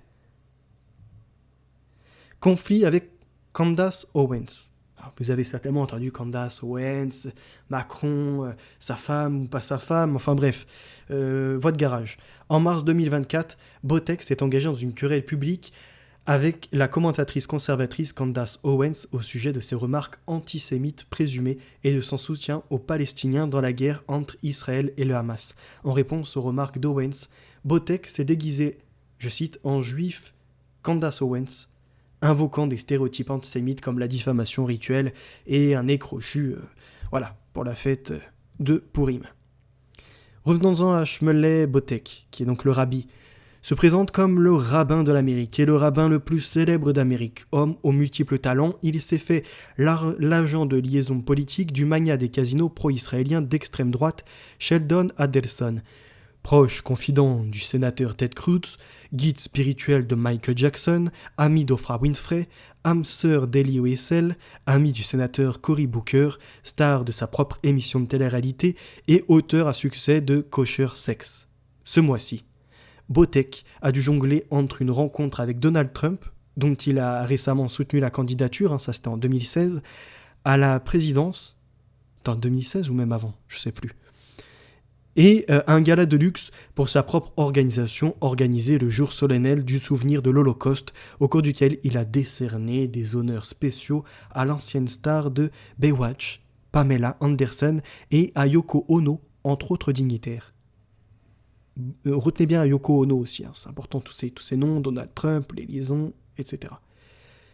Botek a également réussi à exploiter ses nombreuses relations pour devenir chroniqueur au New York Observer. L'hebdomadaire appartient au gendre de Donald Trump, Jared Kushner, qui est marié à Ivanka Trump, que son père considère comme l'un de ses plus proches conseillers politiques. Le père de Jared Kushner, Charles Kushner, est un riche promoteur immobilier et un criminel condamné qui a contribué à l'association à but non lucratif de Botek, le World Values Network, connu jusqu'à récemment sous le nom de Jewish Values Network. Ça y est, vous commencez à vous y faire un peu ? Remontez ce que j'ai dit auparavant. Jared Kushner, possesseur de la tour 666, 5e avenue New York, et veut la transformer pour obtenir le Mordor. Le Mordor avec la tour 666. Non, il n'y a pas assez de signes, ça continue pas pour vous. Non, vous ne voyez pas Jared Kushner en arrière-plan avec les rabbis, Donald Trump et les plans de la construction du 3e temple. Toujours pas de connexion avec cet autre rabbi, du coup, qui est joint à eux, et où on remonte à Uri Geller et à tous ces illusionnistes. Non, il n'y a toujours pas des liens entre la fausse magie et ce qui se passe. Ok, bon. Ce qui est intéressant, c'est quoi ? C'est que j'ai lu un livre actuellement, en parallèle de tous ces travaux, et en fait, on remarque qu'il y a certains initiés, je ne sais comment les nommer, qui ont déjà tout un savoir-faire et qui veulent maintenant passer à l'acte. C'est-à-dire reconstruire le 3e temple. Le temple le suivant. Entre autres pour l'adoration de Salomon. Et Jared Kushner, genre donc de Donald Trump, estime qu'Israël devrait raser au bulldozer une partie du désert du Negev pour y installer les Palestiniens de Gaza. Ils veulent tout reconstruire. Et le père de Jared Kushner, qui a financé donc l'autre, rapidement si on revient en avant, le père de Jared Kushner, qui est Charles Kushner, a fondé, en tout cas permis, l'association à but non lucratif de Botek, donc du rabbi, qu'on l'a vu, est parti au Lubavitch, etc. Je vais pas vous faire toute l'histoire. Et la Jewish, alors attendez, hop, qu'on arrive, le World Values Network et l'activisme sionisme. Ah, ok. Botek est le fondateur et directeur exécutif du World Values Network, également connu sous le nom de This World The Values Network, une organisation juive et sioniste à but non lucratif qu'il a créée en 2007. La mission de l'organisation est de diffuser les valeurs juives universelles dans la politique, la culture et les médias. L'organisation est fondée sur la conviction que le judaïsme, avec son accent sur le perfectionnement du monde, Blanc-Allergie, dynastie des esprits, etc., et tout ce qu'on a vu, qui précède même la lettre Albert Pike, et la célébration de la vie, peut aider l'Amérique à relever certains de ses plus grands défis, tels que les taux de divorce élevés, l'aliénation des adolescents, la dépression et l'ignorance et le matérialisme croissant. Alors, qu'est-ce qu'il propose ? Il a déclaré, et je cite, « Les couples devraient avoir des relations sexuelles les plus sales, où ils ne peuvent pas se contrôler, où la bête intérieure est réveillée. C'est ça la passion. Pour avoir cela, il faut une apparence modeste. C'est ça l'érotisme. » Fin de citation. Waouh. Oui. Je ne sais pas si vous vous rendez compte, c'est celui qui vous dit qu'ils vont participer à redonner de la morale, quoi. Hein, à participer à enlever l'ignorance du peuple, la dépression et toute l'aliénation des adolescents. Ces mêmes acteurs sont en train de dire que les couples doivent avoir des relations sexuelles les plus sales. Sortir la bête qui est en eux. Hein, ça fait penser à des Epstein, etc., qui montent tout un tas de réseaux pour mettre la pression. Hein, je vous laisserai faire votre propre analyse. Pour y parvenir, il est en faveur de tout ce qui attise l'étincelle entre un couple marié, y compris quand on lui le demande, le sexe oral et les jouets sexuels. En même temps, parce qu'il pense que ces pratiques distraient ou atténuent l'excitation sexuelle, il est contre les lumières allumées et la masturbation. Hein. Des choses apparemment moins farfelues, il est contre celles-ci. Il pense également que les gens devraient s'abstenir de relations sexuelles avant le mariage, car c'est du mauvais sexe. Au vu de ce qu'il a dit avant, on ne va pas forcément lui faire confiance. Même si moi je suis chrétien et contre tout rapport avant le mariage, tout à fait. Les fils du rabbin Shmuley Bodek auraient commis des crimes de guerre à Gaza. Trump pourrait être en mesure de les protéger. Ils font partie des citoyens américains visés par une plainte pénale historique déposée contre les soldats israéliens selon un groupe juridique belge. Le rabbin Botek, que vous avez vu, des Lubavitch, etc., fort influent avec Trump, très lié au gendre Jared Kushner avec sa tour 666, etc., tout le sionisme qui va avec, eh bien, fréquentant le cercle des célébrités depuis des décennies, a été un ami fidèle de Robert Fitzgerald Kennedy Jr., lors de certains de ses scandales publics les plus étranges, notamment après que Kennedy a soutenu que le Covid-19 avait peut-être été ciblé ethniquement pour épargner uniquement les Ashkénazes. Le rabbin a également été le conseiller spirituel de Michael Jackson, comme on l'a vu, etc. Ça, c'est un de ses fils. Une photo de Mehdi Botek, tiré d'un tweet posté par son père. Je cite son père, « Mon héros, le soldat Mehdi, qui fait partie de la première armée juive en 2000 ans. Je ne pourrais pas être plus fier de lui et je vous demande à tous de prier pour sa sécurité et celle de ses camarades, hashtag plus jamais ça. » Bon, qu'est-ce que fait le papa ? Selon le site usapending.gov, Botak Tactical a encaissé plus de 9 millions de dollars de dépenses militaires américaines rien qu'en 2011. L'année dernière, le procureur de la ville de Los Angeles a annoncé des poursuites pénales contre Botek Tactical pour avoir vendu 2 pistolets de 9 mm à un civil. Une enquête du LA Weekly a révélé que l'État d'Israël accusait Yoav Botek et son frère Shlomo d'avoir, je cite, utilisé des blanchisseurs d'argent professionnels pour transférer 860 000 dollars par l'intermédiaire de banques suisses et en Uruguay vers un compte secret en Israël, ouvert sous le nom de code Ezra 26. Le fils de Bar Koshba Ephraim Diveroli, qui est devenu le neveu de Botek, était également impliqué dans l'affaire familiale. Trafiquant d'armes à Miami, qui dirigeait une société d'armement clandestine derrière une série de groupes écran et de sociétés écran, Diveroli a été inculpé en 2008 par le gouvernement fédéral pour, je cite, un projet criminel visant à vendre des munitions chinoises interdites au Pentagone, selon le New York Times. C'est des dingueries. Dans un article du LA Weekly, Judith Botek affirme que YouHave a utilisé son influence pour exercer une influence sur la politique locale de Los Angeles en organisant des collectes de fonds pour les membres du conseil municipal et le gouverneur. À une occasion, Shmuley Botek a organisé une fête à Beverly Hills pour le lancement d'une campagne de charité appelée Turn Friday Night into Family Night, qui encourageait les parents à passer le vendredi soir avec leur enfant. Le maire Antonio Villaraigosa et le président du conseil municipal Eric Garcetti ont assisté à la fête. Une vidéo, ok, donc après, c'est pas le plus intéressant. En 2013, lors d'une table ronde organisée par Botic, ou Botich, peu importe comment vous le dites, à l'université Yeshiva de New York, Sheldon Adelson a déclaré que les États-Unis devraient larguer une bombe nucléaire, je cite, au milieu du désert en Iran, puis dire, je le cite, « Regardez, la prochaine fois que nous le ferons, ce sera au milieu de Téhéran. » Botek a hoché la tête en signe d'approbation apparente. Donc, Botek, Sheldon Adelson, les deux sont liés et veulent mettre la pression à l'Iran, d'abord mettre une bombe nucléaire dans le désert chez eux et leur dire la prochaine, si vous fermez pas votre bouche, c'est sur Téhéran. c'est des déjantés. Ah, c'est ce que dit aujourd'hui Trump. Hein. Et ça, c'était en 2013 qu'il déclarait. À cette époque, Botek était devenu presque entièrement dépendant de l'argent du milliardaire octogénaire. Lorsque Botek a annoncé sa candidature au Congrès, Adelson a versé $500,000 à sa campagne par l'intermédiaire du Patriot Prosperity PAC, un super PAC qu'il contrôlait. Le Maya est resté depuis un bon ami du rabbin. En plus de financer les ambitions politiques ratées de Botek, Adelson a également été l'un des principaux donateurs de la Republican Jewish Coalition, de l'organisation sioniste américaine, de Christians United for Israel, de Right Israel. Il possède après le plus grand journal d'Israël, Yisrael Hayom, qu'il utilise comme une machine publicitaire pour son ami et mécène, le Premier ministre Benjamin Netanyahou.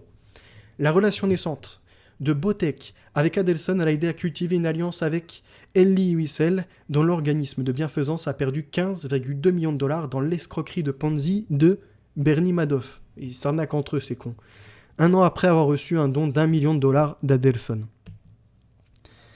C'est Macron, j'allais dire. C'est Trump. Oui, avec Sheldon Adelson.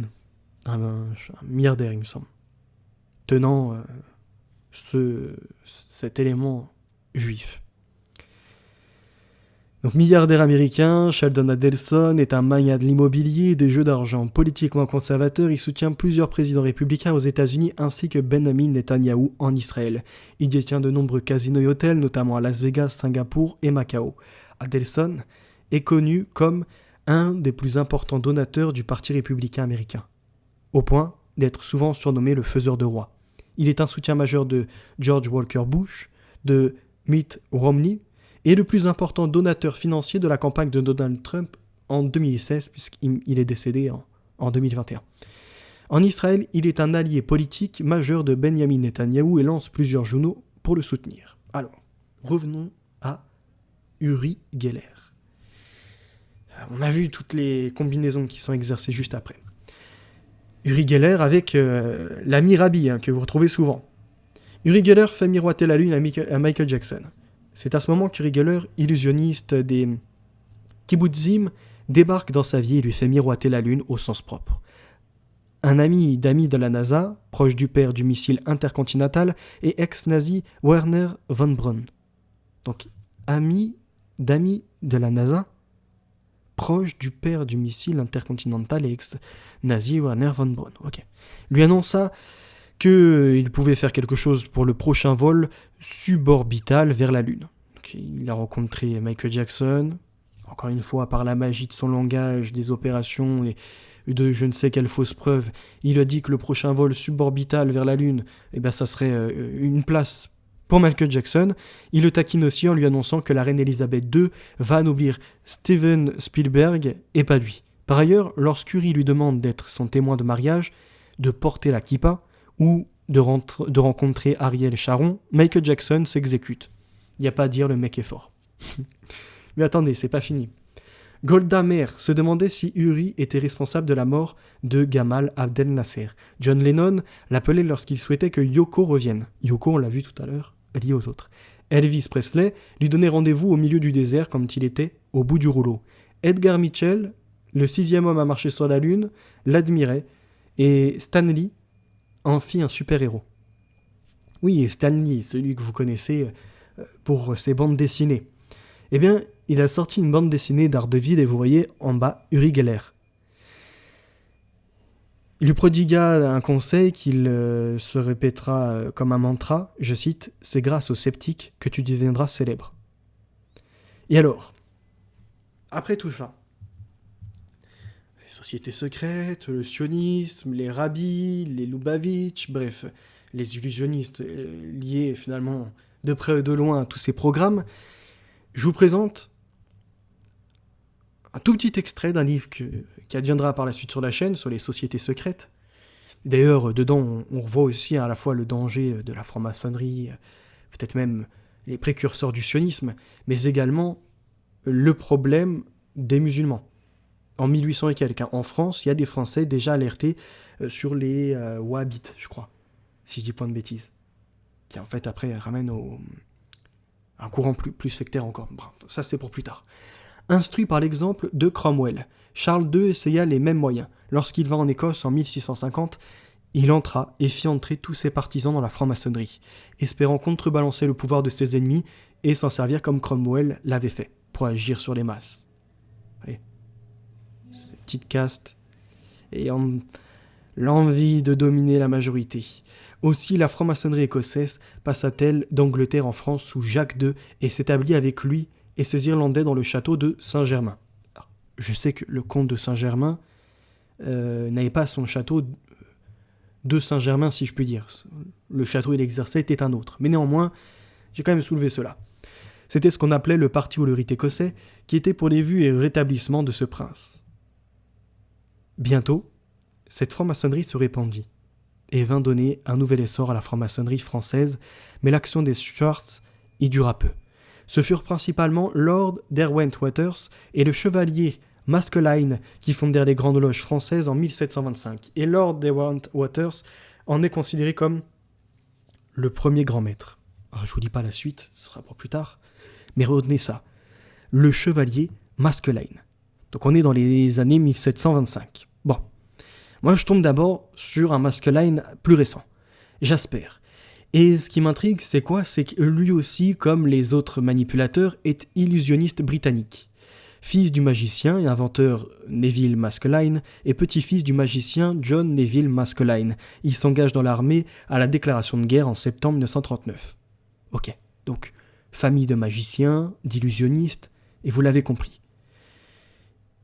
La petite image en dessous, je pense que vous en avez déjà entendu parler. On nous a vendu ça plusieurs fois, comme quoi il y a eu l'utilisation de tanks gonflables, ou encore comment on pourrait dire ça, de miroirs, pour laisser entendre qu'il y avait plein de munitions, plein de chars prêts à faire la guerre et donc repousser les adversaires. Ça paraît gros quand même, comme si les humains en face étaient des idiots avec leurs jumelles, en voyant un bout de plastique, ils pourraient penser que c'est un vrai char, et d'ailleurs qu'il ne bouge pas, enfin, bon. On dit qu'il est illusionniste britannique, qu'il aurait été d'une aide précieuse dans le combat contre les nazis, à qui il opposait ses jeux de miroirs et ses tanks gonflables, à moins que cette histoire ne soit que l'un de ses tours de passe-passe. On voit, dans ses ascendants, des spectacles qui sont organisés, donc on va en reparler après, entre autres The Four Elements of Alchemy. Vous voyez, en fait, c'est les vrais alchimistes, si je puis dire, qui veulent détourner l'attention des groupes et de ce qu'ils veulent en faisant croire qu'il y a des pouvoirs. D'accord ? Et toute l'idée, regardez, hein, The Spirit of Peace, donc les spirites pour la paix, qui suivent. Ça, c'est le programme le programme du spectacle. Vous avez Warwick Price, etc. Illusoire sketch, ok, très bien, vous arrivez aux 4 éléments de l'alchimie. Donc c'est en fait des croyances, comme s'ils devaient recruter certains. Les spiritistes, pour la paix. Et après, vous atterrissez à la suite, intervalle de 10 minutes, et vous avez un des ascendants de G.N. Maskelyne. Ok, on rappelle, c'est les Maskelyne qui ont importé la franc-maçonnerie en France. Un des spectacles, entre autres en 1917, que vous pouvez observer. Revenons-en d'abord à ce John Neville Maskelyne. La magie n'est pas seulement sa profession, c'est son héritage. Son grand-père, John Neville Maskelyne, écumait les scènes anglaises à la fin du XIXe siècle, faisant de la lévitation sa spécialité. Son père, Neville Maskelyne, était président du Cercle Magique, une confrérie d'illusionnistes dont les membres s'engageaient à ne pas divulguer les secrets de la prestidigitation. La légende veut même qu'un ancêtre plus lointain, John Maskelyne, ait conclu au XVIe siècle un pacte avec un sorcier afin de s'attribuer des pouvoirs surnaturels en échange de son âme. Quoique plus récente, l'histoire de Jasper Maskelyne n'est pas moins floue tant elle est brouillée par les mensonges et les faux semblants. Tentons d'y voir plus clair. Juste retenez bien aussi la fondation, le cercle magique. On va en parler après. La valeur de rasoir. Voilà ce que l'on sait. Né en 1902, le jeune Jasper apprend les ficelles du métier de la bouche discrète de son père et de son grand-père. Tour de cartes, passe-passe et corde à nœud, illusion d'optique, matérialisation d'esprit, lecture de pensée, abracadabra, un petit magicien est né. Assistant depuis les coulisses aux représentations paternelles, depuis son 9e anniversaire, Jasper prend la relève en 1926. Sa vie aurait pu se limiter à ces spectacles extravagants durant lesquels il avale des lames de rasoir sous l'œil monoclé du gratin londonien, mais la guerre va faire un sort à ce quotidien mondain. En 1939, tandis que de jeunes Britanniques se précipitent vers les bureaux de recrutement, le magicien tente de faire valoir ses propres talents auprès de l'état-major de Sa Majesté. Je cite : « Je savais comment faire de la magie. Mais c'était un défi de persuader les autorités du bureau de la guerre, de l'amirauté ou de l'armée de l'air que je pourrais être utile, admettra-t-il dans ses mémoires. Le marchand d'illusions. Problème. On ne sait presque rien de son état de service, même de ses états de service, si ce n'est qu'il était promu major dans le corps du génie royal, Royal Engineers. Selon ses mémoires, il aurait pris la direction d'une section dédiée au camouflage et aux opérations secrètes de l'armée, surnommée le Magic Gang. Parmi les prétendus faits d'armes, ces gens-là du Magic Gang auraient déguisé des convois de tanks en camions inoffensifs, créé une réplique à taille réelle du port d'Alexandrie pour tromper les bombardiers allemands et même dissimuler le canal de Suez grâce à une armée de réflecteurs et de projecteurs censés aveugler les pilotes de la Luftwaffe. Luftwaffe. Je sais plus comment on prononce ça. Luftwaffe. C'est dingue quand même. Plus le mensonge est gros, plus ça passe. Bien entendu, de telles allégations sont difficiles à croire, tant par l'ampleur des manœuvres requises que par la surprenante naïveté de l'ennemi. Une chose est sûre, aucun témoignage contemporain de personnes présentes sur le terrain à la guerre, etc., ne viendra étayer les dires de Jasper Maskelyne.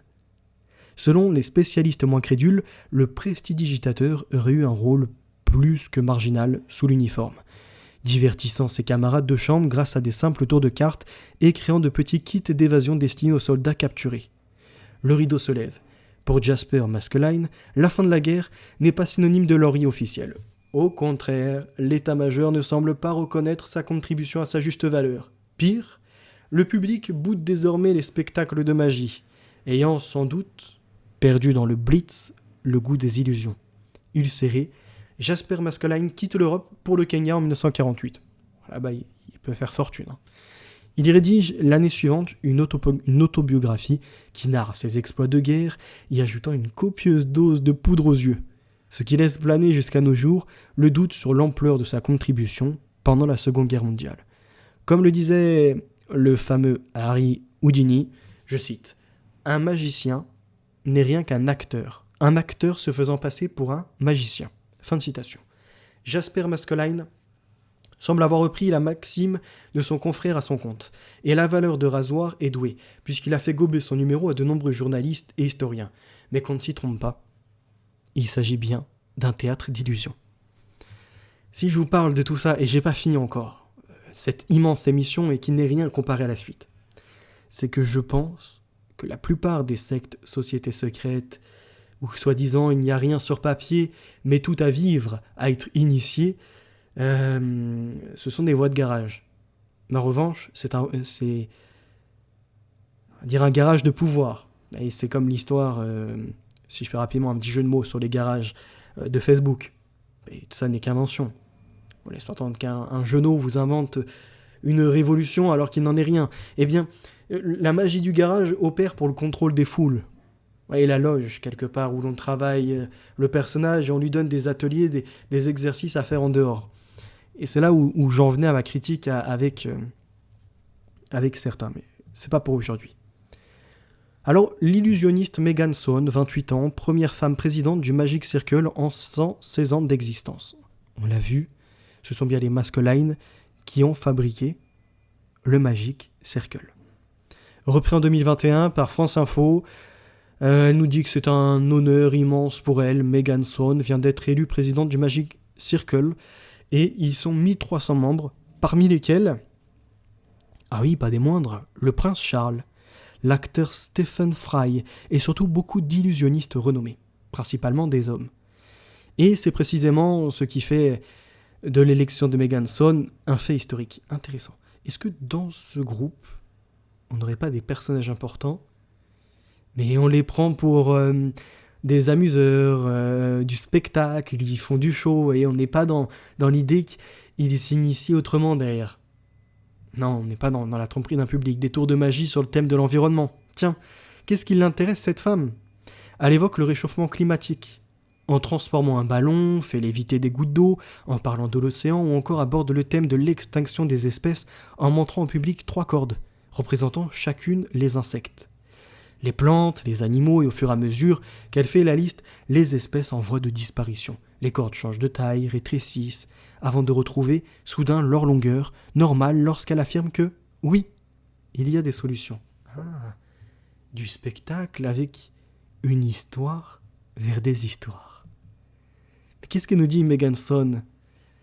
Elle sait de quoi elle parle puisque, en plus d'être magicienne, elle a étudié la préservation de la biodiversité à l'université. Elle qui a commencé la magie à 10 ans sait combien les illusions peuvent marquer les jeunes esprits, alors son spectacle s'adresse surtout aux enfants.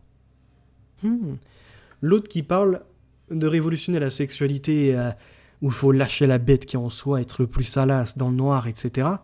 Le rabbi. Donc l'éducation certainement sexuelle qui arrive dans les écoles, qui sait. Elle qui te parle de l'environnement, la cause climatique aujourd'hui qui rend toute la folie, on doit être une humanité, une civilisation, un ordre international, rentre dans la tête des mômes et explique que c'est par les illusions qu'on va marquer leur esprit. D'autres membres du cercle magique, le roi Charles III, Jay Joyce, après d'autres encore, Stephen Fry, et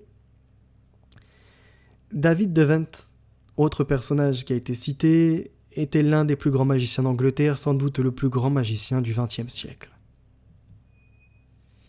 Entre autres, il faisait des spectacles Egyptian Hall, et on retrouvait Maskelyne et Cook également. Alors le Magic Circle est aussi un cabinet d'avocats. Alors, est-ce que c'est une référence à cette omnipotence ? Je ne sais pas. Clifford Chance, Linklater, etc., Lennon Over, etc. Alors on a Devant, qui est un autre personnage qui devient le premier président du Magic Circle. Et en 1906, Maskelyne édita le premier numéro du magazine The Magic Circular, un numéro régulier pour les membres depuis lors. The Magic Circular prétend être le magazine de magie régulier le plus ancien de l'histoire de la conjuration. La devise de la société est le latin Indocilis Privata Loci, qui signifie approximativement ne pas être enclin à divulguer les secrets. Est-ce que vous comprenez ce que je crois voir ? Qu'à travers ces gens-là, on a, on va dire, l'un des accès à ce qui domine tous les autres, c'est-à-dire toutes les loges, toutes les corporations, tous les cercles privés qui cherchent de la magie quelque part. Les membres s'engagent à ne pas divulguer volontairement de secrets magiques à d'autres personnes que des étudiants en magie de bonne foi. Toute personne enfreignant cette règle ou toute autre peut être expulsé. On rappelle, c'est bien Maskelyne qui participa à fonder la franc-maçonnerie française. Alors revenons, parce que du coup on n'est pas sur le bon Maskelyne pour l'instant, à un des ancêtres, donc 1863-1924, on sera toujours pas sur le bon encore, mais Neville Maskelyne était un inventeur et magicien britannique, fils du magicien John Neville Maskelyne. On l'a vu, lui aussi travaillait à l'Egyptian Hall de Londres. Neville Maskelyne se fit également connaître en tant que hacker avant la lettre, lorsqu'il interféra avec la démonstration de la télégraphie sans fil de Guglielmo Marconi, effectuée à Londres devant la Royal Institution en 1903 en diffusant son propre message en morse, se moquant de Marconi. Il montra que les prétentions de Marconi concernant l'établissement d'une communication confidentielle n'étaient pas fondées. Il revendiqua publiquement ce fait dans The Times. 3 ans auparavant, Maskelyne avait réussi à utiliser les ondes électromagnétiques pour diffuser un message d'une station terrestre à un ballon aérien situé à 10 miles. Il utilisa également cette technologie afin d'allumer à distance de la poudre à canon. Ses compétences, donc on voit un certain savoir-faire, une maîtrise des outils et des découvertes de son siècle, par contre, et entre autres d'allumer à distance de la poudre à canon. Je peux vous dire la magie que ça peut déclencher. Ses compétences reconnues l'aidèrent à se faire employer par l'Eastern Telegraph Company fin 1901, début 1902 à des fins d'espionnage économique. La compagnie Télégraphe était en fait inquiète de la démonstration faite fin décembre 1901 par Marconi d'une communication transatlantique utilisant la télégraphie sans fil. Et juste, c'est l'un des plus grands groupes de télégraphie câble et wireless. Et il y a autre chose que je voulais rajouter, mais c'est pas lié à cette famille. Mais tous ces mouvements illusionnistes, l'effet Mandela et ce genre de choses, il y a aussi un phénomène que je vais tenter de démontrer qui est faux pour moi, c'est l'apparition mariale au Portugal. Alors là, je vais décevoir beaucoup de catholiques, beaucoup de chrétiens qui veulent y croire absolument, oui, il y a une apparition. J'y crois pas. On va me dire, mais il y a des milliers de témoins. Il y a eu cette apparition lumineuse quand même. Les gens ont pu voir ce deuxième soleil ou je ne sais quoi, cette source différente. Je pense, honnêtement, que c'est de l'ordre de ces magiciens, de ces illusionnistes. Et je vais me repencher sur le message qui avait été soi-disant dévoilé par justement la Vierge Marie, avec le côté de la Russie, etc. Neville Maskelyne rédigea plusieurs ouvrages sur la magie, dont Ur Magic, The Art in Magic, The Theory of Magic, The Practice of Magic et On the Performance of Magic. C'est le père de Jasper Maskelyne qui continua l'art familial de la magie et atteint une certaine notoriété en travaillant pour l'armée le MI9 lors de la Seconde Guerre mondiale. John Neville Maskelyne était un magicien de scène, donc là on remonte encore, et il travaillait avec des magiciens tels George Alfred Cook et David Devent. Donc après pareil, il avait monté en 1914 un comité occulte, un groupe dont la mission était, je cite, d'enquêter sur les allégations de pouvoir surnaturel et de dénoncer les fraudes. Maskelyne prétendait être un descendant de Neville Maskelyne, un astronome royal, bien que certaines sources répètent cela, d'autres récits biographiques récents établissent le contraire. Maskelyne s'est intéressé à la magie. Après avoir assisté à une représentation théâtrale dans sa mairie locale par les frères Davenport, spiritistes frauduleux, il a vu comment fonctionnait l'illusion du cabinet spirituel des Davenport et a déclaré au public du théâtre qu'ils pouvaient recréer leurs numéros sans utiliser de méthodes surnaturelles. Avec l'aide d'un ami, l'ébéniste George Alfred Cook, il a construit une version de l'immense cabinet. L'ensemble a été créé et ensemble, ils ont révélé la supercherie des frères Davenport au public lors d'un spectacle à Cheltenham en juin 1865, parrainé par le 10e Cotswold Rifle Corps auquel ils appartenaient à l'époque même. En plus des phénomènes pseudo-spiritualistes des Davenport, ils ont ajouté des illusions comiques qui comprennent la transformation de Maskelyne et Cook en une femelle non protégée et en un gorille, inspiré par les éloges qui ont été professé à l'époque, ils les ont reçus pour leur révélation intelligente de la tromperie. Les deux hommes ont répété leur spectacle plusieurs fois au point d'en arriver après leur descendance qui trompent soi-disant les adversaires pendant la Seconde Guerre mondiale. Donc les Davenport ont commencé en 1854, moins d'une décennie après le spiritualisme américain qui a pris son essor aux USA, après des histoires sur les sœurs Fox, et on l'a vu dans la vidéo Une histoire vers des histoires, 1h13, c'était un mensonge. Les Davenport ont commencé à signaler soi-disant des événements similaires. Hop, mince, excusez-moi, je vais trop vite. Hop, on était là. Autre réalisation. Maskelyne et Cook ont inventé de nombreuses illusions encore pratiquées aujourd'hui. Maskelyne était un expert dans l'élaboration des principes des illusions, l'une de ses plus connues étant la lévitation. On dit souvent, mais à tort, que la lévitation est l'illusion de Jean-Eugène Robert Houdin, mais c'est Maskelyne qui l'a inventée. La confusion vient du fait que Robert Houdin même, a inventé l'illusion. La suspension éthéréenne, alias la suspension à balai, la lévitation est également attribuée au magicien américain Harry Kellar, qui a en fait volé l'illusion en soudoyant le technicien de Maskelyne Paul Valadon. Le spiritualiste Alfred Russel Wallace ne pouvait accepter que Maskelyne ait produit les mêmes prouesses d'un médium utilisant des méthodes naturelles en l'occurrence, et déclara que Maskelyne possédait des pouvoirs surnaturels. Les observations de Maskelyne sur la supercherie lors des séances de spiritisme de Cambridge en 1895 ont été importantes pour la dénonciation du médium Eusapia Palladino. Écrit. En 1894, Maskelyne écrivit le livre Sharps and Flats, A Complete Revelation of the Secrets of Cheating at Games of Chance and Scale. Donc dièse et bémol, révélation complète des secrets de la triche au jeu de hasard et d'adresse. Ce livre connut un succès immédiat et est considéré à ce jour comme un classique du jeu. Ce qui rendit ce livre si populaire est le fait qu'il fut la première révélation détaillée des secrets des tricheurs. D'autres auteurs avant Maskelyne avaient écrit sur le jeu véreux, mais personne n'avait auparavant publié un ouvrage avec une explication approfondie et détaillée des secrets du jeu véreux. La première édition de Sharps and Flats fut publiée à Londres et à New York. Après, on a d'autres versions qui apparaissent. Les écrits de Maskelyne sur le spiritualisme et la théosophie ont été inclus dans le livre The Supernatural, 1891, avec le psychiatre Lionel Westerly, 1852-1940. Il s'agissait d'un texte précoce dans le domaine de la psychologie anomaliste et offrait des explications rationnelles aux pratiques occultes des spiritualistes, aux phénomènes paranormaux et aux expériences religieuses.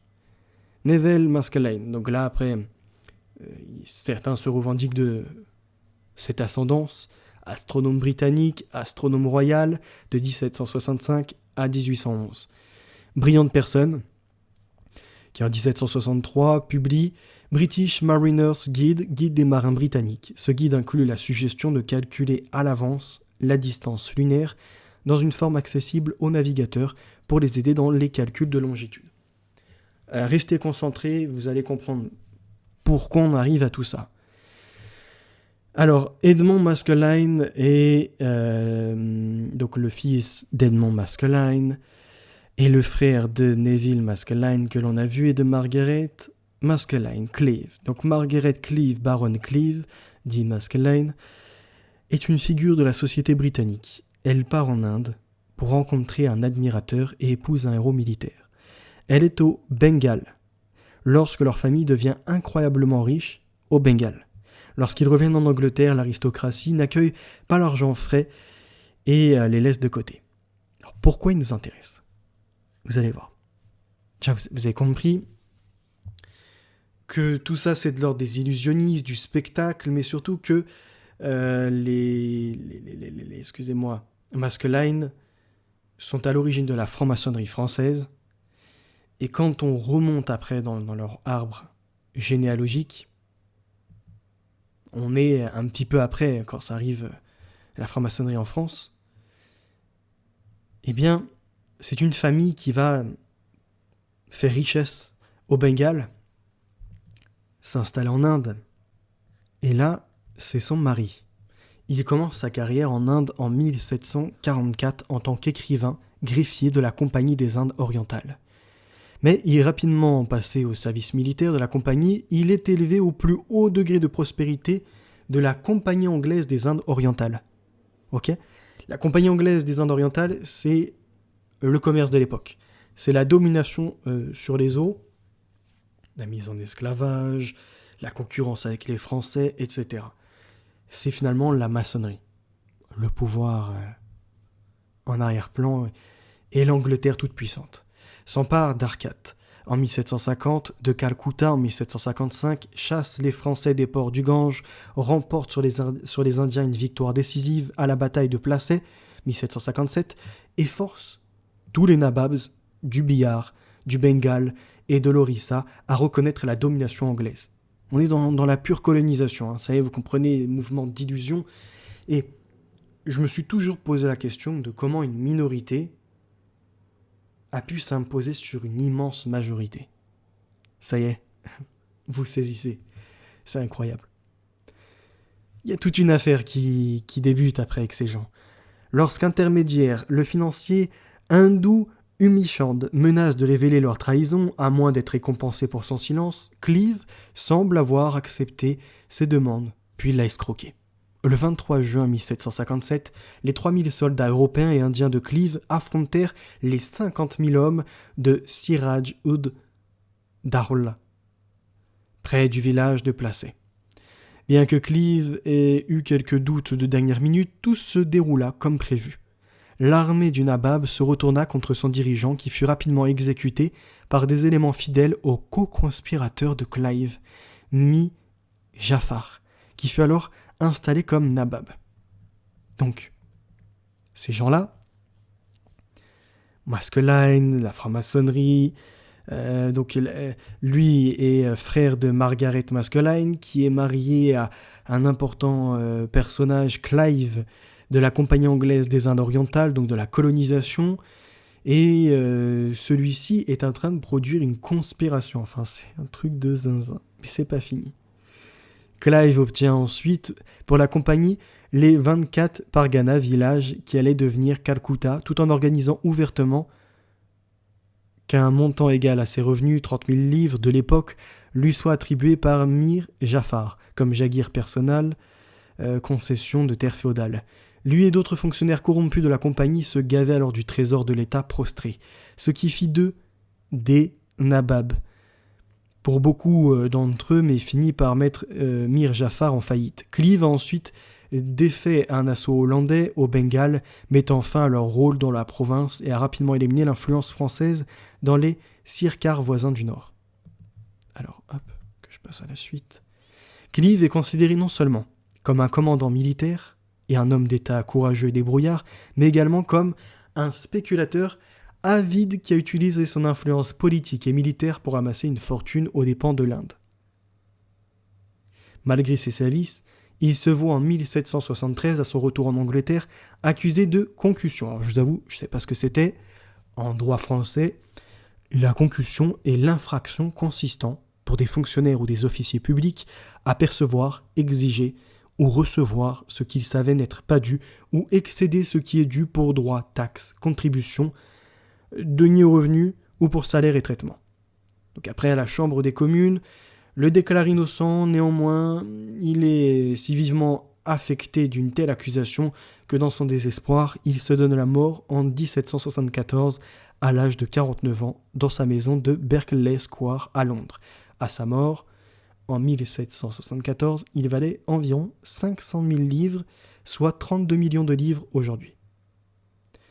Edmond Maskelyne était un fonctionnaire, l'un des commis du duc de Newcastle. Maître du haut château, secrétaire d'État pour le département du Sud et de fait, ministre de la Défense au moment de la mort d'Edmund.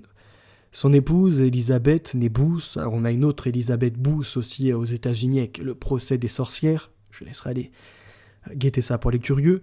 Le modèle ici était la seule enfant de John Booth de Chester, un cousin éloigné d'Edmund. Le couple eut 4 enfants, tous nés, etc. Voilà. Les Maskelyne avaient des liens étroits avec la Compagnie des Indes orientales. On l'a vu avant, on le revoit encore avec elle, autre personnage, la Compagnie des Indes et la traite des Noirs au XVIIIe siècle. La Compagnie perpétuelle des Indes est fondée en 1719. Elle est liée à la Banque royale, ce qui en fait une entreprise duale. Elle appartient à l'État et à des acteurs privés, qui espèrent réaliser des profits. La Compagnie des Indes est connue pour le commerce et les produits rapportés d'Asie, que l'on nomme les Indes orientales, et est redistribuée ensuite dans le royaume, mais aussi en Europe. Une autre activité, moins connue, bien qu'elle soit conséquente, le commerce des esclaves dans l'océan Indien. Elle possède les îles de Bourbon et de France et en Atlantique, vers le territoire qu'elle possède en Louisiane et Saint-Domingue, par exemple, qui font partie des Indes occidentales. La compagnie, pour elle, la traite permet de diversifier ses activités, d'exploiter les territoires qu'elle possède et de réaliser des profits. Je vous laisserai également, par curiosité, voir le nom de certains possesseurs de bateaux ou encore de ceux qui exploitaient les êtres humains après sur les îles ou aux États-Unis. Pour les chemins de fer, par exemple, qui a fait fortune? Qui en héritera également de cette fortune? Rockefeller, etc. On va pas trop citer les noms pour éviter d'être censuré et accusé de je ne sais quel anti-quelque chose. Famille Maskelyne. Donc la famille influente de Pourton, le premier Maskelyne connu à Pourton, et William de Pourton, dont le fils Robert Maskelyne, l'orthographie différemment, héritera des terres dans le district de son beau-père, vers 1435. Alors si je vous ai parlé rapidement avant, que je revienne aussi à ça. À Elisabeth où c'est que je l'ai vu cette Elisabeth Booth? Putain. Il y a tellement d'infos. C'est pas grave, on va avancer. Je sais que je l'ai vu quelque part. Tic, tic, tic, tic, tic, tic, tic. Edmund. Ah ben c'était là. Elizabeth née Booth. Je vous ai dit, il y a une autre Elizabeth Booth aussi aux États-Unis avec le procès des sorcières. Et dans ces condamnations pour accusation de sorcellerie, de rituels, de bien d'abus encore, aux États-Unis, c'était pour récupérer des terres. Genre, c'était pour se voler entre eux, quoi. Est-ce qu'il y a un lien avec ces gens? Je ne sais pas. Enfin, l'un, donc après, est situé au niveau de le petit-fils d'Edmond Neville, naquit en 1661. Donc il y a bien selon eux en tout cas, et ce site-là, une relation avec les ascendants et entre autres l'astronome. Il héritera de la plupart des domaines de Pourton, épousa Nabat et s'installa à Ouest. Donc voilà, après, on va faire court. Edmond, sous le patronage du duc de Newcastle, pareil, regardez ce qu'est Newcastle, fut employé comme écrivain dans la Compagnie des Indes orientales. Il fut envoyé à Fort Saint-David, près de Madras, à l'âge de 17 ans. Il devint l'ami de Robert Clive, qui devait plus tard devenir célèbre et acquérir une fortune considérable en tant que soldat et administrateur au service de la Compagnie. Il devint l'aide de camp de Clive lors des campagne contre les Français en Inde. Il amassa également une fortune considérable grâce à son association avec les entreprises commerciales parfois douteuses de Clive. À sa retraite du service, et donc j'espère que vous avez compris les relations franc-maçonnerie, possession des Indes orientales, Clive, et bien d'autres choses encore que j'ai pu énumérer jusque-là. Ça sera tout pour aujourd'hui. Merci pour votre écoute. Vous pouvez retrouver ces contenus sur Odyssée. L'émission 3 arrive très prochainement. Vous pouvez également pour Odyssée soutenir, donner un petit pourboire. Moi, ça ne me rapporte pas d'argent, mais ça me permet de mettre ces jetons, ces pions, peu importe comment vous dites ça, ces unités sur les contenus pour qu'ils soient mieux référencés et que le savoir se transmette. C'est tout pour aujourd'hui. Une histoire vers des histoires. Prochainement. Un épisode 3, n'hésitez pas à me dire ce que vous en avez pensé. À très bientôt. La vérité, notre avenir. En chrétien, nos valeurs restent ancrées et on n'a pas besoin de voir pour croire, si je puis dire. Illusionnistes, spiritistes, ceux qui font les tables tournantes, etc. ne sont que de l'imposture. Mais malheureusement, beaucoup n'ont pas de foi dans ce monde ou déploient de la croyance dans de mauvaises directions. Ce sera tout pour ce mot de la fin. Merci à vous et pareil, si vous avez des informations complémentaires, faites-moi parvenir ceci, parce que pour l'instant, je suis tout seul sur ces recherches. Ça me prend des dizaines d'heures juste déjà de lire toutes les infos, de les recouper, de passer de page en page, de me dire, tiens, je vais prendre que ça, mettre en relation avec ça. C'est immense, hein. Entre le premier épisode et le deuxième épisode, on est sur des dizaines d'heures de recherche, plus le montage, plus ce que je fais, ouais, peut-être on est sur une centaine d'heures facile, pour tout vous dire.